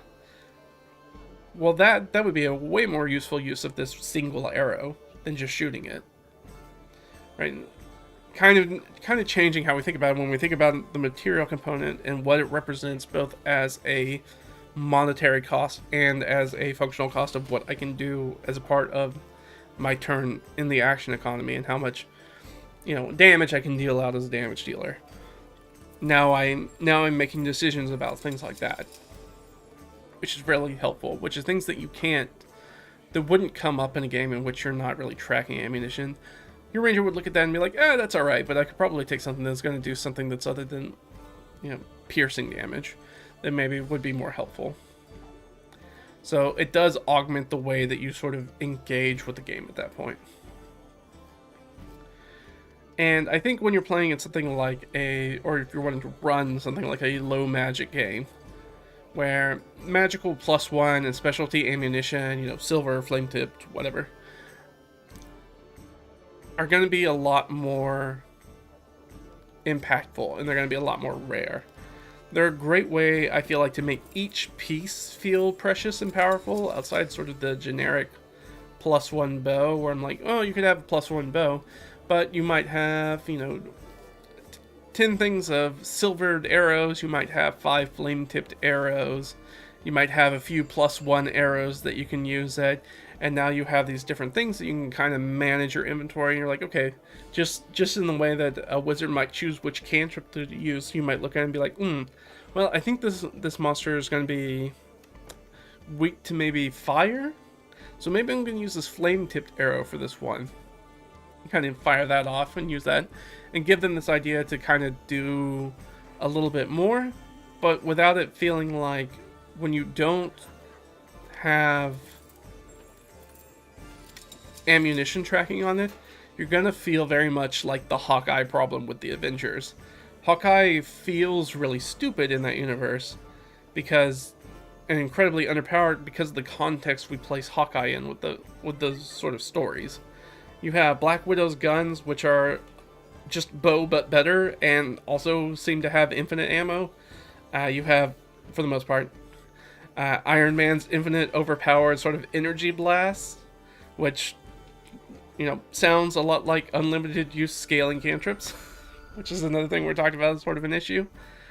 So, yeah, then Hawkeye looks stupid. He looks like a guy with a bow who runs out of arrows all the time. Or has arrows that do very specific things, but you're like, it's kind of a weird trick thing. You just kind of seem like a D version of a Batman clone in a lot of ways, which is not really what you want from your superhero, I think. Let's face it, all of the resource mechanics were put there for a reason. Immersion. Yeah, I think there's immersion's a big part of it. I think a big part of it is that, especially when you look at the very, very early editions of D&D, the idea that the character themselves is not the primary basis of their power. What's a better way to explain that? So I feel like with any sort of TTRPG, there are basically 3 things that account for the power of a character. You have their abilities, like their raw ability scores. You have their sort of expertise through things for like bonuses to proficiencies, skills, things like that. Very specific abilities they kind of get. And then you have magic items. And if you're looking at old school D&D, that first part, the character ability part, is relatively unimportant for characters. That's why it's 3d6 down the line. It doesn't matter. There's a wider spread on ability bonuses, right? Where something like I can't even remember where you get a +2 at, but having a 0 is somewhere between 9 and 12 instead of the standard 10 to 11. So it's a little bit more expansive, and there's less sort of numbers from the ability scores. Especially old editions of D&Ds, you're not going to have the proficiencies for skills because those didn't exist, or tool proficiencies or things like that. So a lot of a character's effectiveness in old school D&D is straight up magic items, and you get a lot of them. So resource management's kind of leading up until you get the magic items, and then the magic items feel super powerful because they replace something that's actually really, really difficult for you to overcome normally as a character without doing that creative play. This gives you basically the easy button to doing something, and you're like, finally, at least for once in this game, now something is not super challenging to overcome. Now I have an easy button for this one very specific thing. And so that's sort of the old school issue to it. So I think the resource management of it is a gigantic part of the game. I'm not sure if it's design-wise is built for immersion, because I don't think they were thinking about that, especially in early editions of D&D. They weren't really focused on the immersion of gameplay. It's a very tactical game back then. Very strategic, very tactical kind of game. Less narrative. So, I mean, they didn't really have big backstories for characters and things like that. So, different. But yeah, very much. So, that makes me think that in the next campaign I run, I'm thinking maybe I might replace +1 ranged weapons. Like, you know, you just get a bow that turns regular arrows into +1 arrows, which not any other type of magic weapon or item does. So I've always thought that was really weird about bows, because you also have +1 ammunition. So I think I might do that instead. I might get rid of, not use things like magical bows and crossbows. Instead, focus more on the specialty and magical ammunition. Be like, here are ways that you can do these things. And the nice thing about the +1 ammunition is I'd be like, well, you're not going to lose the +1 ammunition. I'm not gonna be that cruel as a dungeon master and be like, well, you get to shoot your +1 arrow once and then you lose it. No, you'll always have access to it, and you don't ever have to worry about it breaking or anything like that, because magic weapons don't snap like that without purposefully trying to do it. So I think to try to take a scalpel to cantrips as well and try to slice them into a more thematic shape, like I did previously with mending, trying to make it fit within the world a little bit better, where it's not this thing that's just kind of blowing the rest of the game kind of out of the water. You feel like it was just a logical decision for the resource management. It started with combat, and creators thought, I shoot arrow. I mean, he has a certain arrow allotment. Yeah, I mean, just in the same way that they do with light. Like, light is such an important aspect of old school D&D. Being like, well, it's really bad to be underground and run out of light, because basically every other monster has dark vision or some other way to see you and will eat you alive while you're down there.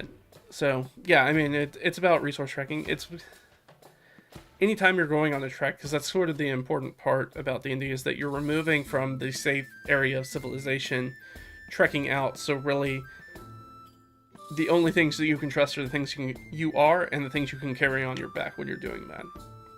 So it makes sense, as you said, as sort of a resource management aspect, to be like, this is a part of the game, so unless you are able to find a way to strip this stuff off your enemies, this is all you got, so be careful how you use it. And this will help you determine how long you plumb the dungeon before you come back out and return to town. Which was very much sort of the game loop for old school D&D. So it makes sense that it's built that way. So, just as the last thing, just kind of want to talk about, so I talked about why people don't use it, and sort of what I think are kind of paper thin arguments for not tracking resources. Why the benefits that I think your game can have out of tracking resources, but I want to give you basically just 3 very simple, easy ways to just add ammunition tracking into your games. They're all really simple to kind of pull off for the most part. The first one is checkboxes. It's the classic way. We know a quiver holds 20 arrows. A PC can wear 1 quiver. You have 20 boxes you tick as you use arrows or bolts or whatever it is. And then, of course, you can carry around any sort of additional arrows or bolts or sling bullets or whatever, but they have to be sort of stored in your backpack or some other container or on the mule or whatever it is. And you have the ability, when you're outside of combat, to just go and retrieve those and restock the quiver, but you're only going to have ready access to 20 arrows at a time without, a magical quiver or something else, or having a friend stand next to you who also wears a quiver. Like, at this point, I would be slapping a quiver on every mage I could get my hands on. Here, I know you don't use this, but you don't have anything on your back, we'll wear this quiver, so that way I'll have access to 20 more arrows, as long as I go and sit next to you, or at least maybe I can run up to you, use an item interaction to grab all the arrows in your quiver and jam them into my quiver. And so I can have better access to it. That's a creative solution to a problem that only happens in a game where you have unlimited ammunition, in ways that, other members of your party can actually help you be a better ranged combatant, just by simply also wearing quivers with arrows in it, even if they don't use arrows. So So a very interesting way to sort of like get around that, present a challenge and an obstacle to them, and have them come up with a way to get around that in combat.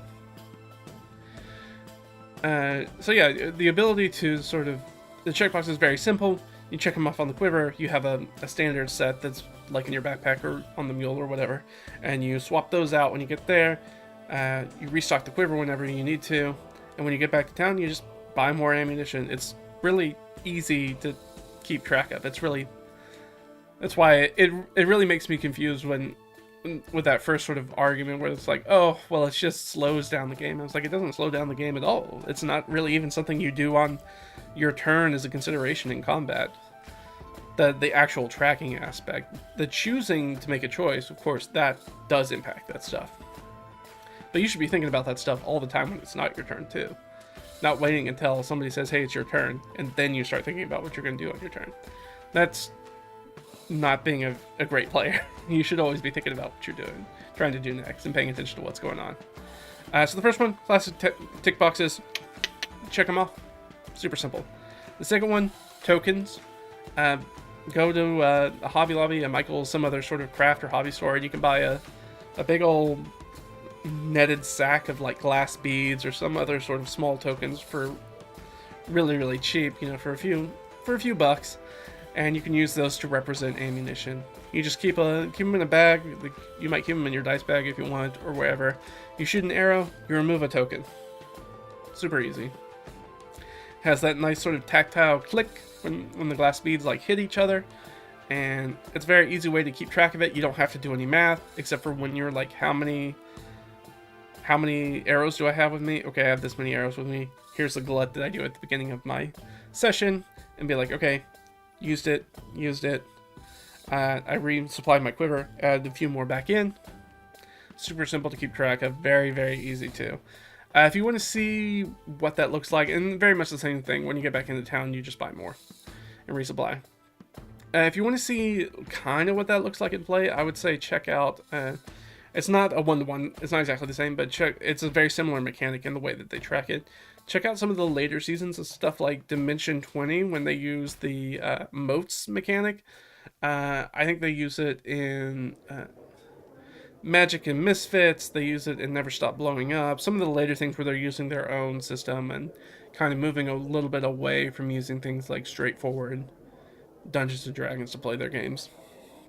So check that out if you want to see it. They have like a little box that they just use the tokens in. It's super straightforward, super easy. They can look at a glance and get an idea of how many they have left, how to recharge, and how they do that. And then the last one I want to talk about is the one that I personally use, is my favorite one, which is the resource die. It's my preferred way to track all finite resources. If you guys have watched any of my solo RPG stuff, you've definitely seen this in action, because it's the same way that I track rations of water, I track ammunition, I track oil and torches and things like that. Any sort of like finite limited resource, I track this way. It works very easily. A PC can carry up to a D6 of that limited resource on their back. They can carry more if they have beasts of burdens with them or vehicles. They can carry larger die sizes. And every time that you finish a scene in which you use that resource, you roll the die. If I roll a 1 on the D6, that means I have a 1D4. It just shrinks to the next smallest size. I have 1D4 arrows left. And then at the end of the next combat that I use, I roll a D4. And if I roll anything but a 1, it doesn't change anything. I just worry about, you were able to recover enough arrows, you roughly have about the same amount of ammunition you did. If you go down to 1D4, you're like, oh, well, you lost some, you weren't able to find some broke. And now you know that you definitely have fewer arrows than you did before. Without having to sort of like count individual arrows, it kind of abstracts the process a little bit. And then, of course, on a 1d4, if you ever roll a 1, that means that you have a singular piece of ammunition left. For resources, that means like a single day of rations left or something like that. And so you're like, ugh, I'm almost out, so I need to think about how I'm going to use that, other ways that I can maybe repair them, that I can find stuff off dead enemies to replenish those arrows, things of that nature. It's a super simple thing that I've used for for many, many years now. I really enjoy it. I think it makes it abstract. There's not a lot of bookkeeping with it. It's a lot of like, oh, well, we finished that combat. Let me roll my arrow die. I didn't roll one. Nothing changes. I'm done. Ready to move on to the next thing. So if you're worried about it slowing down the game, that's literally all the bookkeeping of it. So it doesn't take much. It takes probably less than any other method, while it also makes it kind of fun. If you're interested more about that, I have a full video walkthrough of the resource die and how I use it. You can check that out on the channel. And that kind of goes into a little bit more in-depth stuff where I talk about conserving ammunition, because that's the thing that you can do in the system. The ways to gain advantage or incur disadvantage on those resource die rolls, and how to price restocking abstract resources, because the pricing works a little bit differently. But it's relatively easy. You can watch the video and get it figured out, and I've enjoyed it. Like I said, been using it for years. That's the method you use for your solo play? Yeah, I really like the resource die. It makes things super simple. And also kind of adds, one of the things that I really like about the abstract system is that it adds this sort of wobbly zone that's abstractness about, well, sometimes you just like trip and an arrow breaks, or, you know, sometimes your rations get wet, or they get spoiled, or, you know, weevils get into them or whatever, and it's like sometimes you just lose it, and it kind of carries over some of that stuff. Like, oh, we were jumping across this big chasm, the ranger tripped and fell down into the pit, and as they tumbled down, you know, all their arrows fell out of their quivers, and now they have to spend time checking to see if they have them, and I might make them roll their ammunition die to see how many of them they can recover. If they roll a 1, that means that they lost a bunch of them that they couldn't find.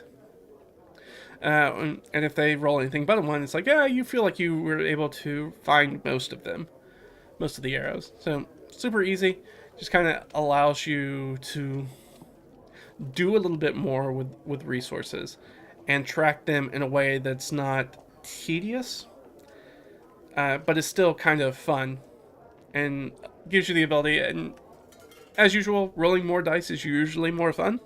So anytime I can kind of use that, a resource die mechanic or something like that, to track something rather than just kind of being like, I have 23 arrows left, I think is a lot better for me. I enjoy that a lot more.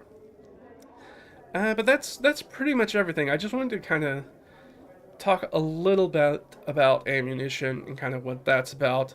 So, and I don't think that most of these efforts kind of add a lot of complexity to tracking ammunition. I think it's about sort of enhancing the depth and engagement of the game without adding a lot of complexity to it. Not making it more difficult to do, just adding a little bit that you're going to get a lot of payout for that small amount of effort, which I feel like it does. And when you're not doing it, it sort of constrains that ability to be creative. Again, I feel like limitations foster creativity, and when you put players in a situation where they have to make these meaningful choices, and it behooves them to think of not straightforward ways to maybe overcome challenges, to conserve those resources, or to use less of them, or to use some smart play in a way to get around obstacles and challenges, is a lot more rewarding gameplay for players and for me as a dungeon master, where I'm like, hey, I set this thing out in front of you. I thought you were going to do probably A, but you ended up doing F, and that ended up being a really cool scene. You guys got over the thing, and everything went great, and you guys feel super accomplished, like you really came up with a great creative way to overcome this challenge, and everybody's just hyped in the game because of what happened. And I think whether you prefer to track things with the traditional things like checkboxes or tokens, or you want to use an abstract system like the resource die, tracking that ammunition can breathe sort of like a new life into your D&D session. So I would say, you know, try it out.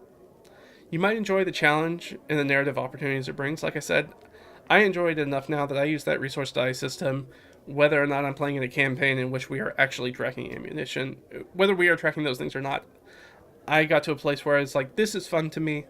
I like to see that my character is prepared for this. I spent money to make sure that we had this that was ready.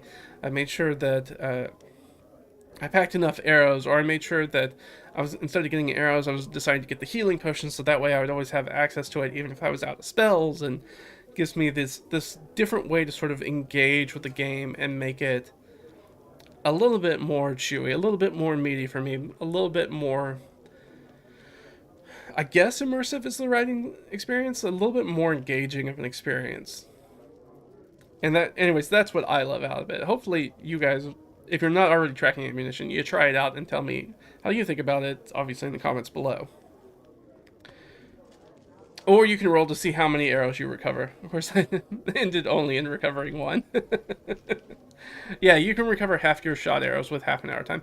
Oh, I'm not sure I've ever seen a time amount kind of applied to it, but I do like that. I know sometimes in my solo RPG sessions, if we're going to spend time to loot bodies and like loot rooms and investigate stuff like that, we have to do wandering monster rolls to see if, because every time that we spend time sort of like not progressing the adventure, we have to worry about maybe something's going to come and bite us in the butt, and then we have to go through another encounter which uses more resources. And so it's this balancing act against speed and thoroughness, because we have to worry about our resources. Like, do we want to do this quickly? Do we want to be really thorough and sure about what we're doing? And depending on what you're doing, that gives you an engagement. Again, hits that nougaty center of D&D or TTRPGs that I like to hit, where it's like, I have to make an important choice. And each of these could have consequences. If I'm thorough, I know I'm not leaving any treasure or magical items or anything important behind, any clues, any helpful bits behind. If I'm fast, I don't have to worry about being attacked by more monsters and worry about losing more hit points and using more spell slots and more ammunition, things of that nature.